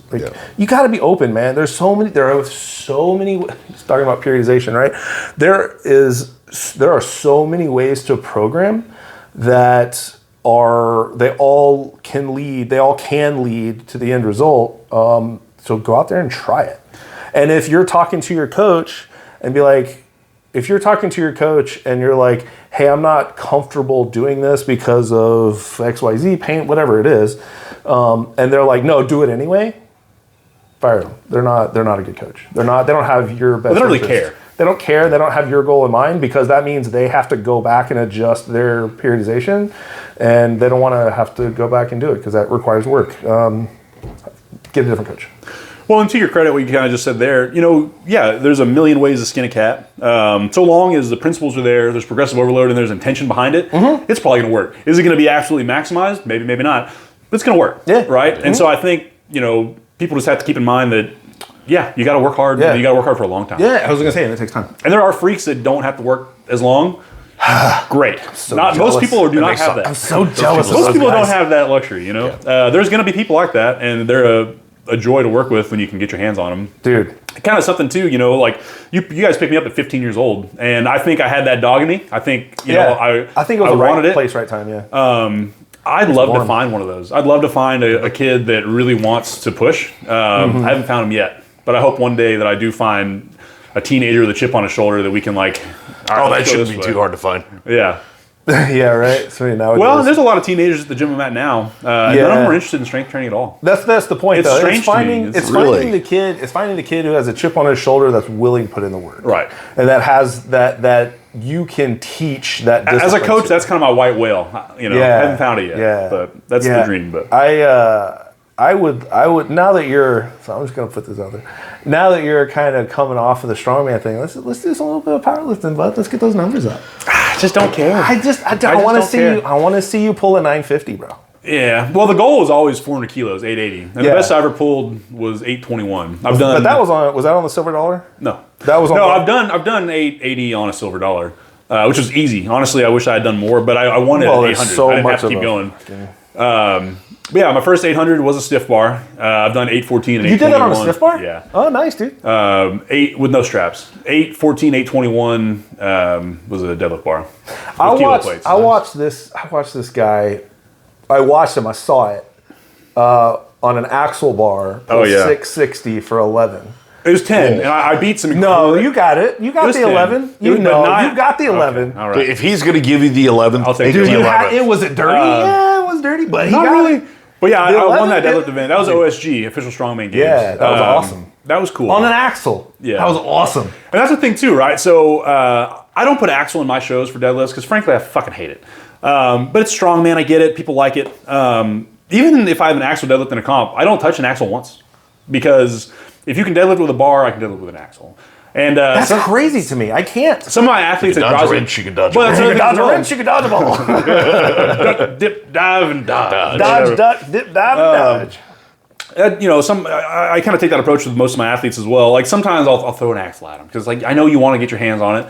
But I primarily train to the stiff bar, even if I can use a deadlift bar in a comp, just because it's kind of that middle ground. Strongman is very seldom a bar from the floor. That's mostly what I train. And I think that's worked really well for me. Yeah. And some of my athletes, that's kind of one of those things too. I've kind of come to realize that, okay, maybe my way is not the only way. So I try to kind of sneak some other things in with some people to good effect, Like elevated pulls are going to be a big thing in Strongman. Yeah. Like the comp I'm running next month, we got power, like a stiff bar on wagon wheels. I was going to ask you, what's your biggest wagon wheel pull? Like 8. Yeah. Really? You Yeah. can do more. Yeah, it's not I haven't had it in a comp in a couple years. Wow. But it's always for comp for you guys. It's always reps. Not always, no. Or a medley or something. It just depends, dude. And that's a great thing about Strongman. And that's why, to me, powerlifting is boring as fuck. Even it is. I'm sorry. Like I've coached it. I've been at meets. I've competed once or twice in powerlifting. I just don't really love it, which is fine. I think it's a cool sport, and I think seeing people lift the numbers they do is fantastic. Okay. Yep. And we're back. Okay. Hola. All right. Go ahead. No, I was going to say, so with you having that many clients, how much of that time was one-on-one? Well, how many clients did he have? All right, what you said, Right. 33? Yeah, it was like 32, 33. I mean, a lot of them, probably like 20 of them were programming. And so programming clients, I used to do everything like 4-week block increments, right? So I used to do like a whole block of programming at a time. But I got to a point where it's like, I can do this better. So it's once a week. Like, Right. And so 33 clients, I mean, I'm spending all Sunday fucking writing programs, Right. which, is what it is. And then, there's some weeks where it's like, I can do this in 3 or 4 hours. And then there's sometimes it's like, it's took me 10 hours because like, I'm going to go eat or do laundry or fuck off. Because it's just something that's hard to stay focused that long. Yeah, been there. Yeah, and I was probably doing like 18, 20 personal training sessions a week. Yeah. With the other people. Now, So that's was solid. that just once a week? Was that multiple times a week? It just depends. I've got some people I see 3 times a week. I have some people I see once a week. I have some people that I never see because there's remote. And this is all Strongman? No, I mean that's my main niche. Yeah, I mean right. I've got some throwers, some fighters, and then I've got just some general training clients. Yeah. Like I got 2 70-year-old ladies that I work with. Nice. They're like my favorite to work with because Yeah. They put the work in. they are always early. Yeah. They and we kind of talked about this a little bit earlier. You mentioned like a 70-year-old guy that you're starting with. Like it matters more. I love working with athletes. It's really rewarding and it's like my thing. But I've worked with some special needs kids. I've worked with older people. But like what you do, it's going to help them in life. It's not just prepping for a comp. And so Right. and like some old ladies, it's like we're going to do sets of get-ups. So you're going to get on the floor, you're going to get up. Yeah. Do that 5 times. Bro. 4 sets. That'll kill me. But Oh, my hip. when they're doing stuff at home, it's like they're better at it. Yeah. And it's more rewarding. And Get it's up a from the different way. toilet without Yeah. groaning. Yeah, Right. right. Oh, God. You know And what, sit up. though? I mean, I have that problem now. Yeah. Oh, God. It's so funny because it's like, and we've talked about it before, but you don't think about it now. You don't think about it when you're younger, but when you're older, just the ability to stand up from a seating position Big deal. is a big deal and increases your just your quality of life dramatically. Just being able to get up, and hold something away from you. Yeah. Right. The ability to do that is huge. It's huge. Yeah. And you need to start thinking about that like way before you ever get to that point. Because once you get to that point, it's too late. Right. Right. Yeah. Not saying that it's never too late to get in the gym, but if you're already getting to that point where you're feeling that way and it's hard to get up, it is a long road. It is a long road. Something I like, like that old adage, like if you don't use it, you lose it. Yeah. Like, biology works that way. Yeah, You know what I mean? absolutely. So, like, Absolutely. but on the flip side of that, male, female, young, old, you're going to respond to exercise. You know what I mean? 100%. Now, people are going to have different floors and ceilings, but 75-year-old lady that's never stepped in the gym ever can grow muscle. Oh, yeah. What you're doing is going to be different. The weights are going to be lower. But you can do it. It can work, and it will work. Yeah. Yeah. So yeah, it's for everybody. Yeah. I have. I was working with she was so cool. She was she was older, but she was like a punk from the 70s. Nice. She was cool, man. She was real cool. And Gave you the business every day, talk some shit. She was fun, man. Yes, she was so fun. But I had her. She was having trouble with like major sciatic pain. She had been in a car accident, so major sciatic pain. She had damaged her hip and all this stuff, and just she could stand fully erect on like her left side, I think is what it was. But her right side, she would always be hunched over. She couldn't get the hip fully extended. Right. And so we started on the ground, just her lifting her legs up, right? Just bringing her knee up as high as she could. She couldn't even come it up very far. And then by the end of the block, I had her doing trap bar deadlifts. It's absolutely possible. Was she doing a lot of weight? No, not at all. Doesn't matter. But she could stand up, and she could stand up on her own, and she could pick up weight on her own and be fully erect, which huge. is massive for her. Yeah, she didn't. Doctor said she would never walk the same again, and she was just basically hosed. And I was like, well, and that's the thing too. if you're willing to fight through it, you can make it happen. Right. The human spirit is huge, man, and it makes a big difference. Like a lot of doctors aren't in the gym realm, the strength and conditioning world, and obviously doctors are brilliant, right? They got there on purpose, but yeah, I think if someone tells you you'll never be able to do this again, take that with a grain of salt. Like that may be the case, but probably not. You may not be able to get to the level you want to be at or you were before, but there's something you can do, and it's more than what you're doing right now. 100%. But, yeah. I finally hit. I don't know if you saw, but I finally hit, and it took me. Gosh, how long has it been? 9 years. It took me 9 years, and there was some on and off periods in there, but it took me 9 years from when I hit a 425 bench to now I finally am back to that 425. It takes time. It takes time, and you have to keep going. You have to keep pushing. You have to keep going. If I was in my 20s, would that have happened faster? Absolutely. Absolutely. You're not in your 20s anymore? Bro, no. Neither, buddy. I remember my 20s. Yeah, look at this guy. He's in his 30s now. I feel so old. You're getting old. If I'm getting old, you're definitely getting old. Jeez. Oh, Jesus. What's that make me? Really old. Spry young fella. Yeah. With white in my beard. Man, I'm getting some too. It's like, wow. Look, there's one right here. Shut up. I found a white chest hair at the beginning of the end. Corey's like, white. Yeah, white, and it's like creeping up on the sides. I like it. It's size of hot. Distinguished. See, Right? I like to prefer to. This is my Reed Richards years, where I'm into my Mr. Fantastic man. phase right here. Yeah. Don't you wish you could stretch or like Doctor that? Strange, one or the other. Yeah. Probably closer to Doctor Strange. Whatever, Doctor Strange. Right. I think Doctor Strange is cool. Yeah. Doctor Strange is cool. Yeah. No, yes, it doesn't matter how old you are. Get in the gym, go move stuff, go do stuff. Your quality of life will improve, and you'll not only physically but mentally as well. Like, and we say this constantly. Like the gym, for me especially, is much more mental than it is physical. Yeah. It amazes me that there's still this. What's the word I'm looking for? Misconception, I guess, about people in the gym that are just like, they're like dumb brutes, right? If you see a big dude and he's big and he's, obviously spent years doing this, he is much more mentally strong than you would have him believe. And it blows my mind that there's that conception. It's absolutely not true. I'm not really running into that much. I mean, I run into it all the time. But I do think, I think obviously physical activity That trope, is huge. that's the word I was looking for, trope. That trope still exists, yeah.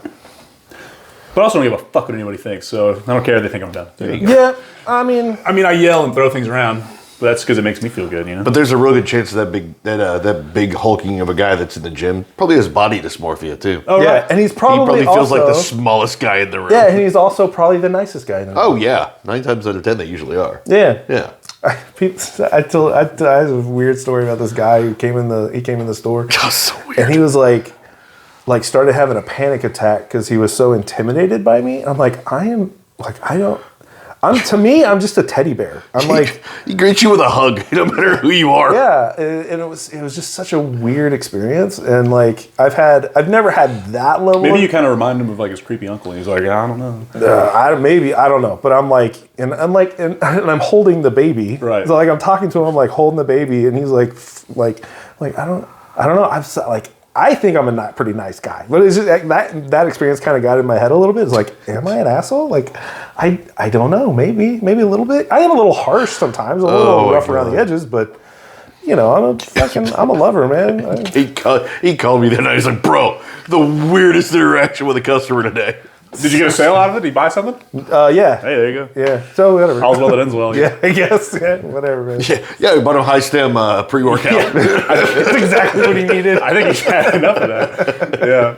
Yeah, So he bought the highest. what mixes well with this best? Bang or Rain or Ghost? Yes, so mix. Sure. So Yeah. mix that 500 milligram caffeine pre-workout Carbonated with water with minerals. We were talking about that a minute ago. It was like this guy. I was talking to a client, a previous client, and he was like, yeah, like I've been drinking nothing but carbonated water because it's full of minerals.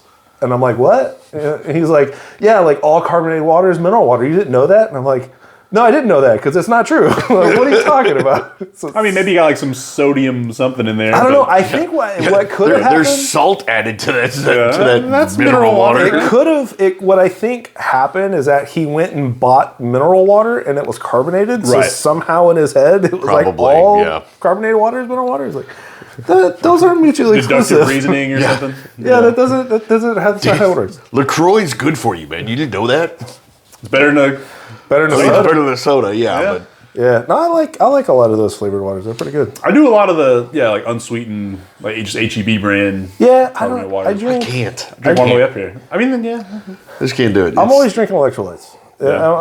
That's what plants funky to crave. me. Did you know? Huh? That's what plants crave. Electrolytes. Brondo. You know what I'm talking about? Yeah. All right. Yeah. So there's. I mean, well, let's kind of get into. So I got a question for you. Okay, go ahead. You go ahead. All right. So, no, one thing I want to commend you on for doing is that you said when you started this most recent journey that you're on, that you started talking to a therapist. Right. Which is incredible to hear because not a lot of people will do that. How has talking with someone help, one, with this recent development that you're going through?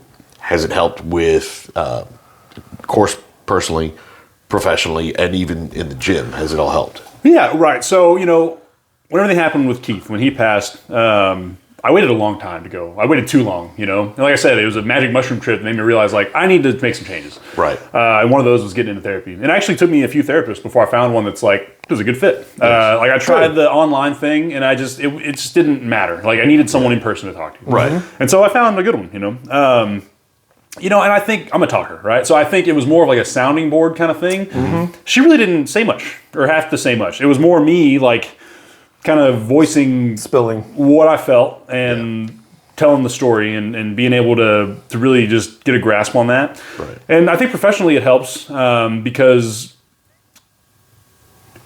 I think I'm pretty empathetic anyway, but when you're going through it, you lose that, right? And so I think it kind of helped me retouch base with that. What do you mean by that?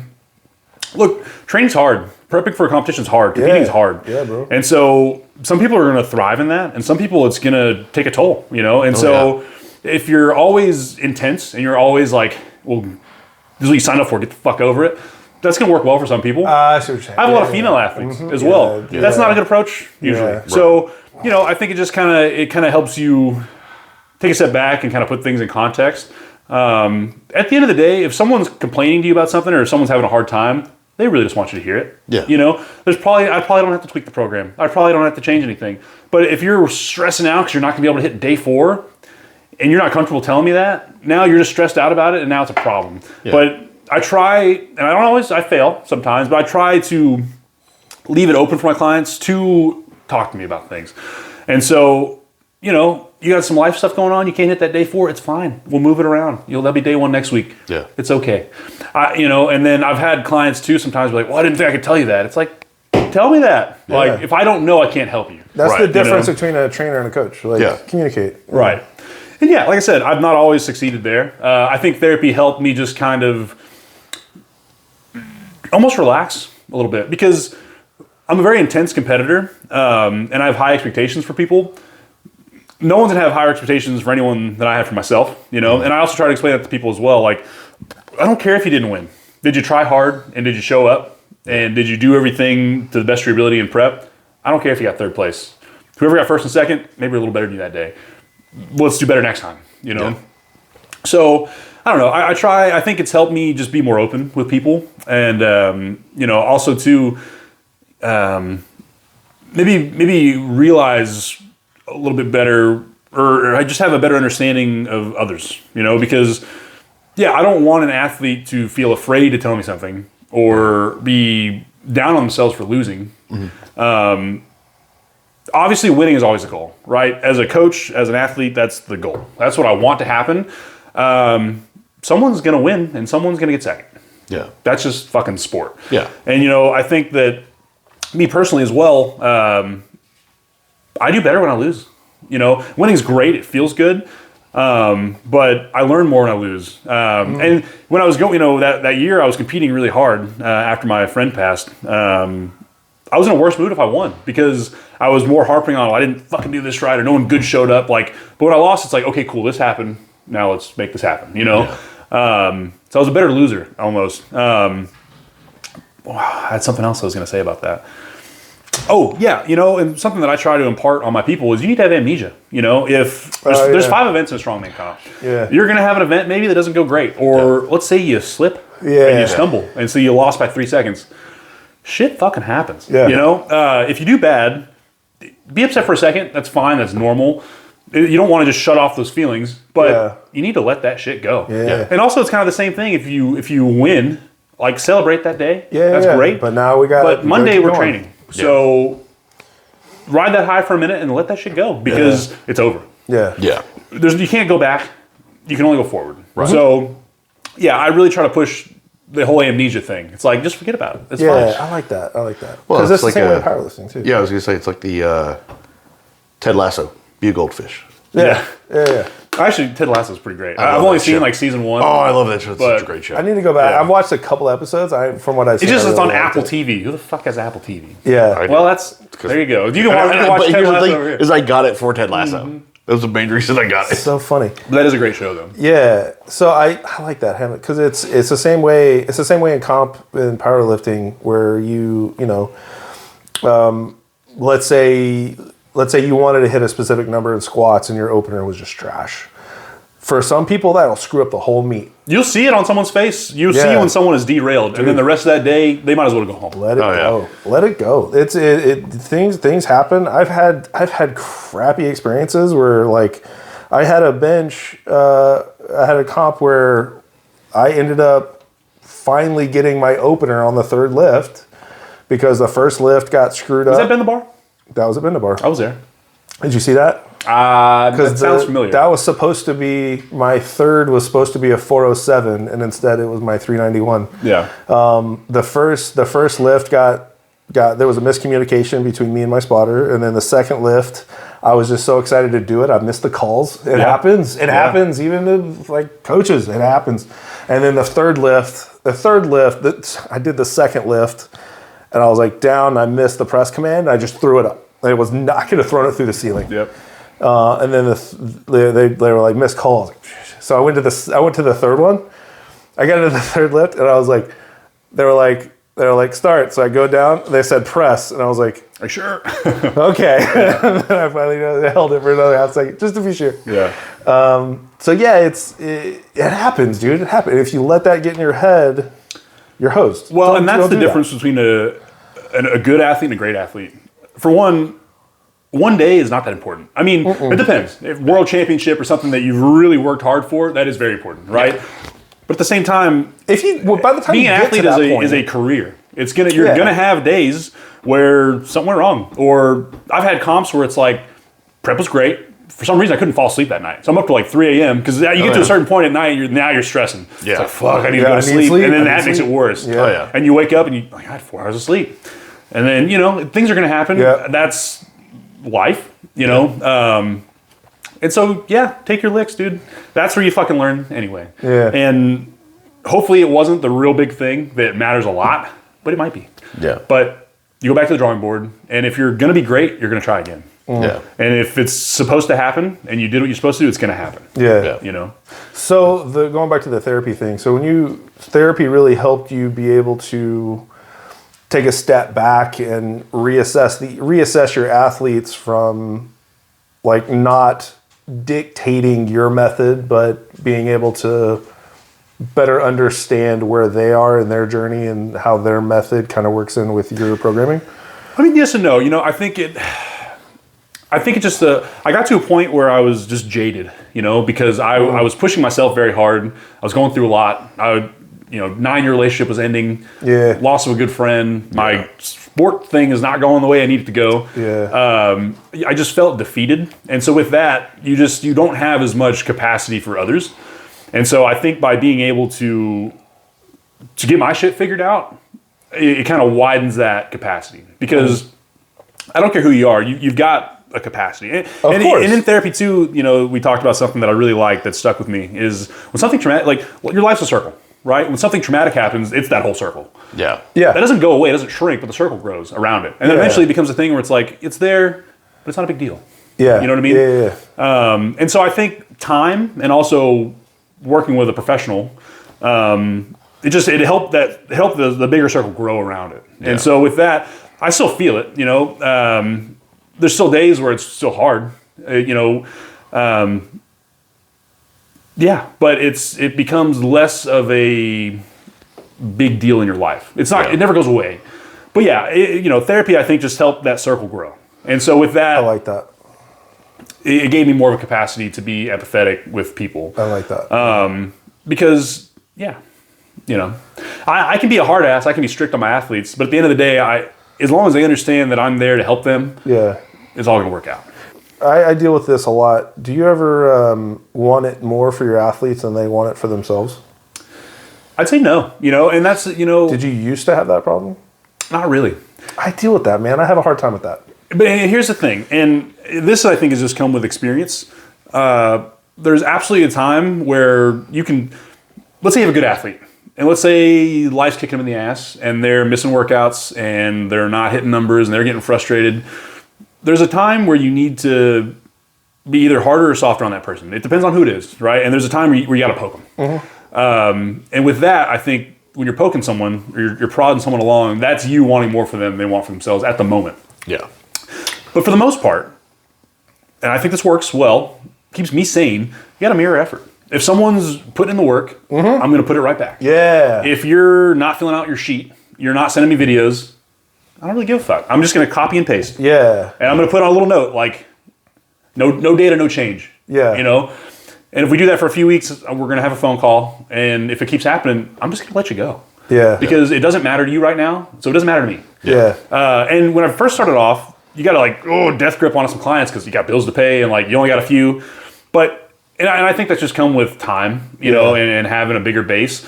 Yeah. For the most part, my people are fantastic. They do everything they want, that I need them to do, that I want them to do. You got to kind of mirror effort because otherwise you're spinning your wheels. Yeah. And if you don't care, why am I going to get so frustrated about it? Yeah. And the same thing too. We go to a comp and something doesn't go quite right, and maybe you don't win. They're gonna be hard. They're gonna be much harder on themselves than I am. I'm never gonna give you shit for getting second place. Mm-hmm. Yeah. It is what it is. Oh yeah. This is what happened. This is what I see. Let's do this better next time. Yeah. Because that's sport. It's sport mirrors life in the way that, it's you have to push, you have to want it, you have to put the effort in, just like anything else in your life to get better at it and to make results happen. Yeah. Right. But shit's gonna happen, know? And so the good athletes, the great athletes are gonna be able to eat that and absorb that and take it in and learn from that and do better next time. And the bad athletes are the ones that are gonna be really upset and just they're not gonna make it. They're gonna quit. And what that tells me is this wasn't your thing. Yeah. And that's fine. Yeah. You know what I mean? Yeah. They're gonna be much harder on themselves than I'm ever gonna be on them.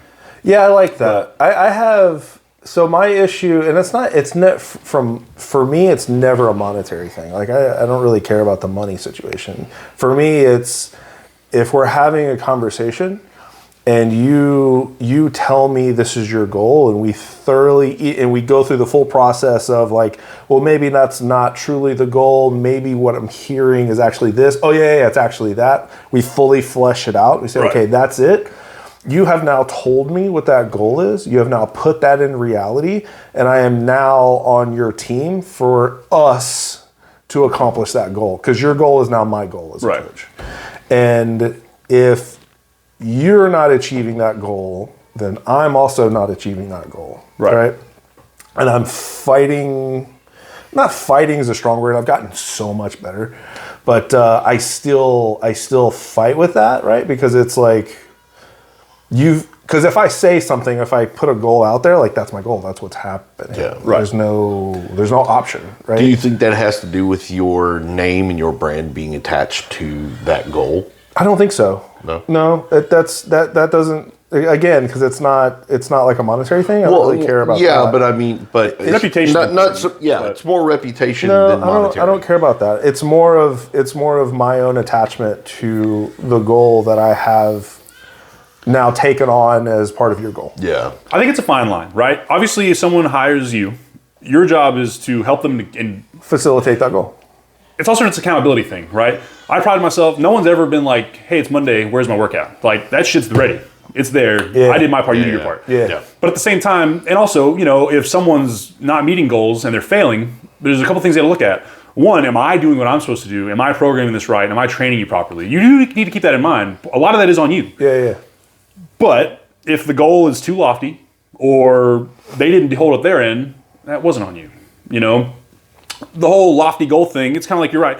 I mean, you could chug 2 gallons of water and be hydrated, but you're probably not going to make it. It's probably not going to happen. It's going to be bad, right? Yeah. It's too much. But if, hey, let's drink 4 glasses of water over the next couple hours, it's bite size, it's tangible, it's doable. We can reach that mark. Yeah, it's a smart goal. Yeah. Right. So, and I think that just comes with experience. Because, I mean, if someone's like, oh, I'm going to World's Strongest Man, it's like, that's great. Let's go win this amateur show. Yeah. Like, can you do that? Baby steps. Let's do that first. Yeah. You can have that goal. Yeah. But there's there's a difference between short term, medium term, and long term. Yeah. So, I mean, and that's your job as a coach to flesh that out, like you said, and to hold people accountable. But also, you take a wrong exit sometimes. Or, I really want to stop over there real quick. The GPS thing, your job is to get them there. There's going to be variance, and there's going to be things that change. The goal's going to change, and the timeline's going to change. Yeah. If it really matters to them, you're going to get there. Yeah. And it actually doing what you just said has helped dramatically with me being able to say, okay, like, I hear you, that's what we're going to do, but let's kind of get here first and then we'll reassess, right? And it's like these kind of bite-sized things instead of going off of like a 16-week, well, here's what we want to be on a 16-week, like, let's do 6 weeks, right? Kind of see where we're at, right? And we'll reassess. And I've even had it where it's been 4 weeks, right? 4 weeks, like, because a lot of what I do is based on the nutrition. So a lot of it's weight manipulation as well as performance. And performance could mean driving performance forward or just being significantly better at what you can already do. And a lot of that's nutrition based. So it's like after 4 weeks of working with me, the same weights you were doing before, how different is it? How much better do you feel? How is recovery? How is tempo? How is consistency? How is sleep? Right. All that shit, right? Yeah.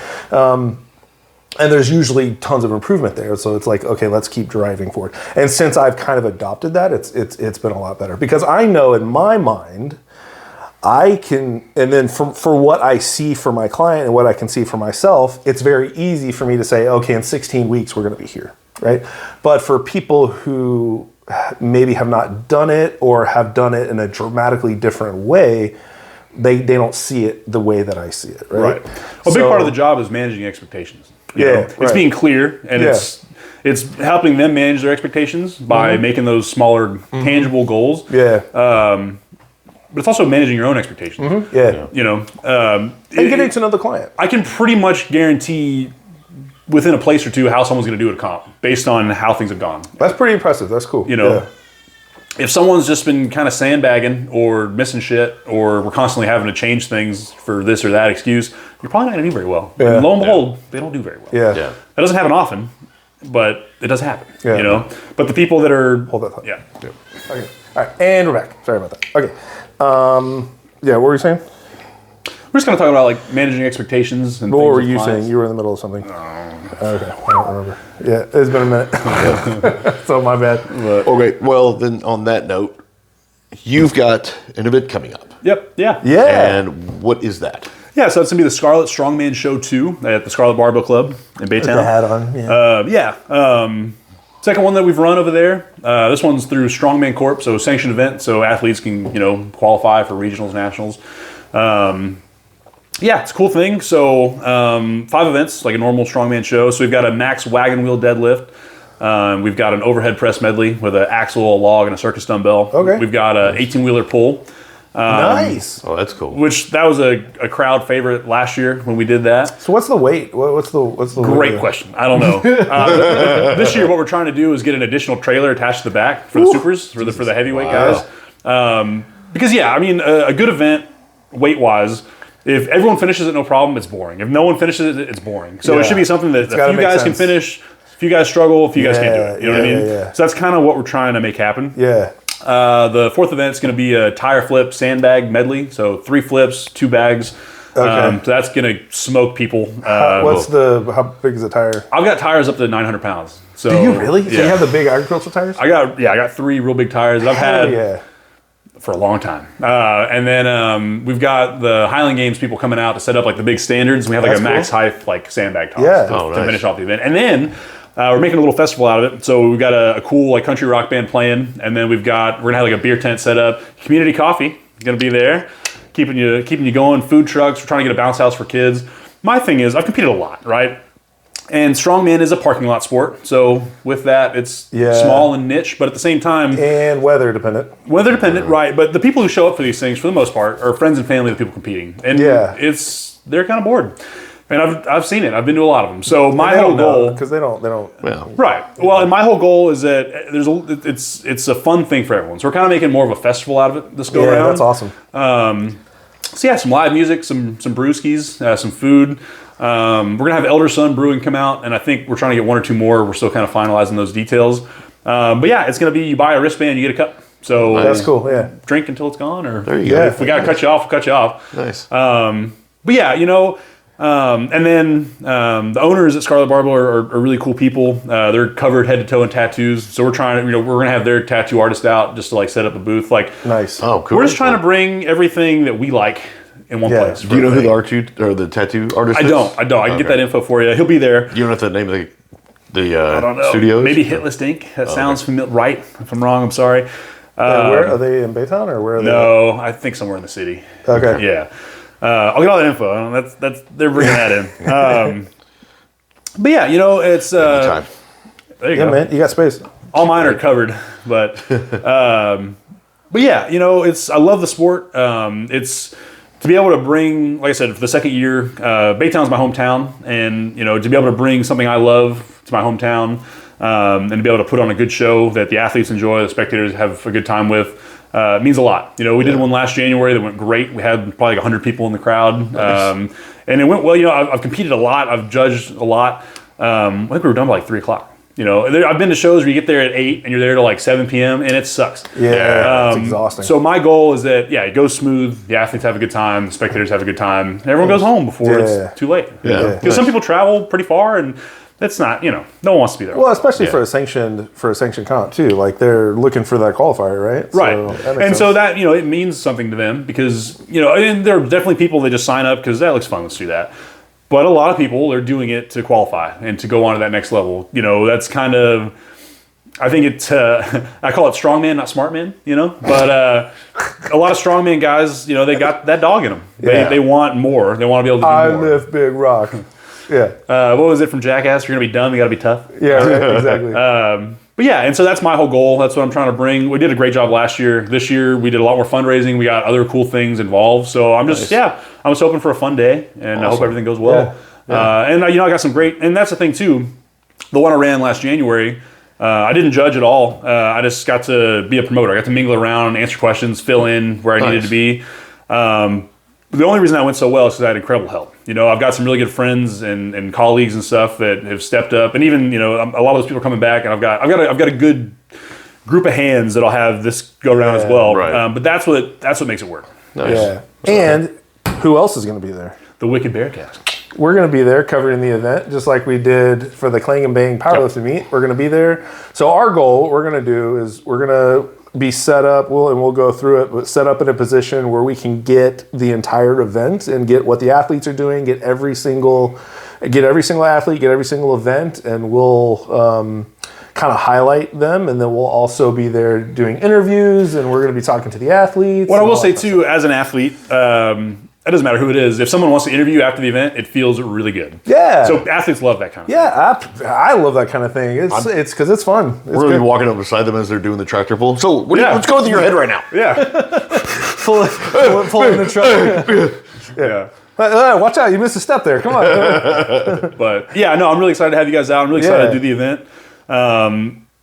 It's just a cool thing. And I've competed a lot, over 40 times. I've been all over the country. I've been out of overseas once for it. I've competed at good shows and competed at not good shows. There's a big difference.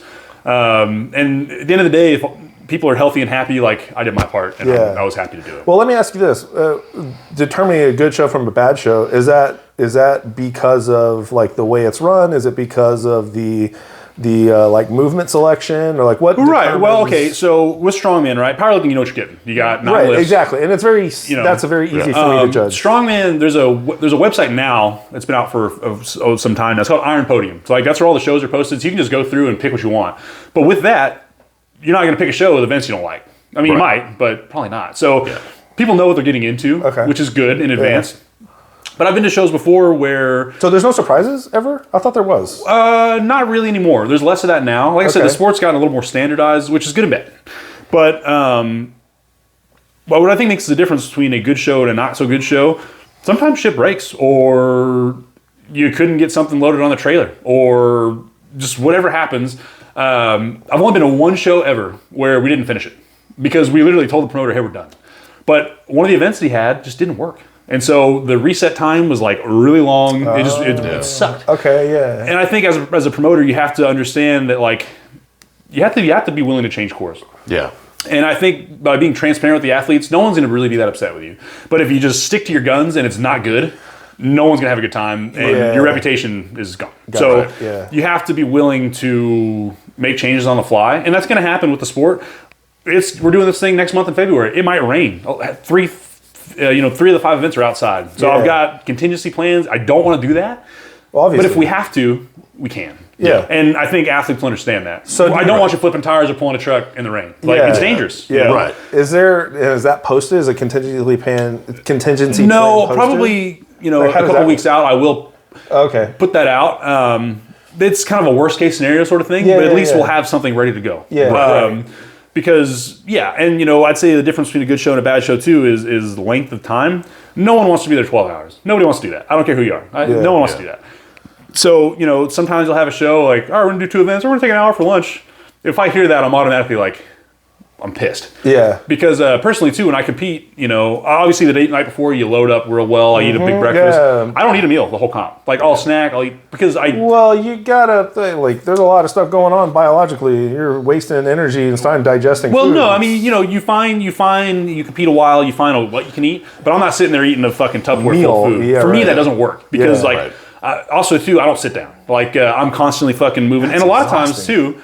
When I'm competing, I'm coaching also. So when it's my turn, I'm Damian. When it's their turn, I'm coach. So I'm constantly having to talk and move and do things. And then there's some incredible people in the strongman community. I've made a lot of great friends. So you're talking to people, you're moving around. Yeah. I'm not sitting down and eating. I just don't have time. So if we're there for 10, 12 hours, I'm hungry and I'm pissed. Yeah. So my goal is one of that ends and people are warming up for the next one. There should be no lag time. There should be no downtime. Yeah. Right. Because it's a waste of time, and it's harder on the athletes. Yeah. People want to, and also too, if you wait long enough, now you're cold, injury risk. It's just not fun. It's not good. So my whole goal is we're just rolling one event to the next, and really it's not that hard to make that happen. If you plan and your people know what's going on, it goes fine. Yeah. And you'd be surprised how often that doesn't go that way. Yeah. So I've been to good shows. I've been to bad shows. My whole goal is to provide a good show. Yeah. Awesome. No, I love that. Yeah, man. Well, we're excited, dude. We're excited for it to happen. We're excited to be there. We're excited to showcase the athletes and put our own little spin on how we. What the hell is that? It sounds like a vacuum. I don't know if it's a vacuum or if my wife's making a shake, one or the other. I don't know. Oh, it could be that, yeah. Anyway, we're excited to be there. We're excited to put our own little spin on talking to your athlete, talking to all the athletes there, including yours too, right? Right. But yeah, cool, man. Well, that's basically all I got. Did you have anything else you wanted to cover? Or guys, I really appreciate you bringing me on. Thank you for coming out.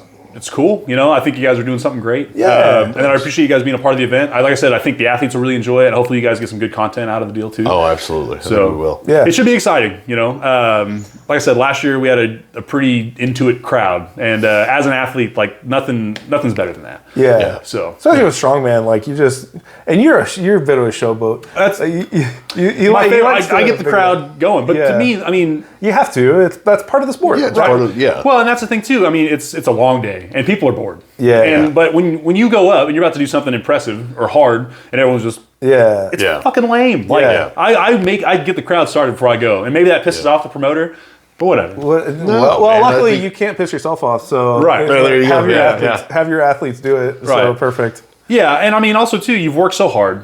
Yeah. Put on a show. Yeah. Yeah. You know, make it memorable for yourself and other people. Yeah. That's sport, in my opinion. It should be exciting. Yeah. Nice. No, I love that. be Cool. awesome. All right. Well, thanks for stopping by the bar. Thanks for hanging out with us, Damian. Thanks for coming on. And we'll Corey? Thanks, man. we'll stay in Appreciate touch. you. Andrew? Yep. Yeah, man. Thanks, man. Bye, guys. We'll see you.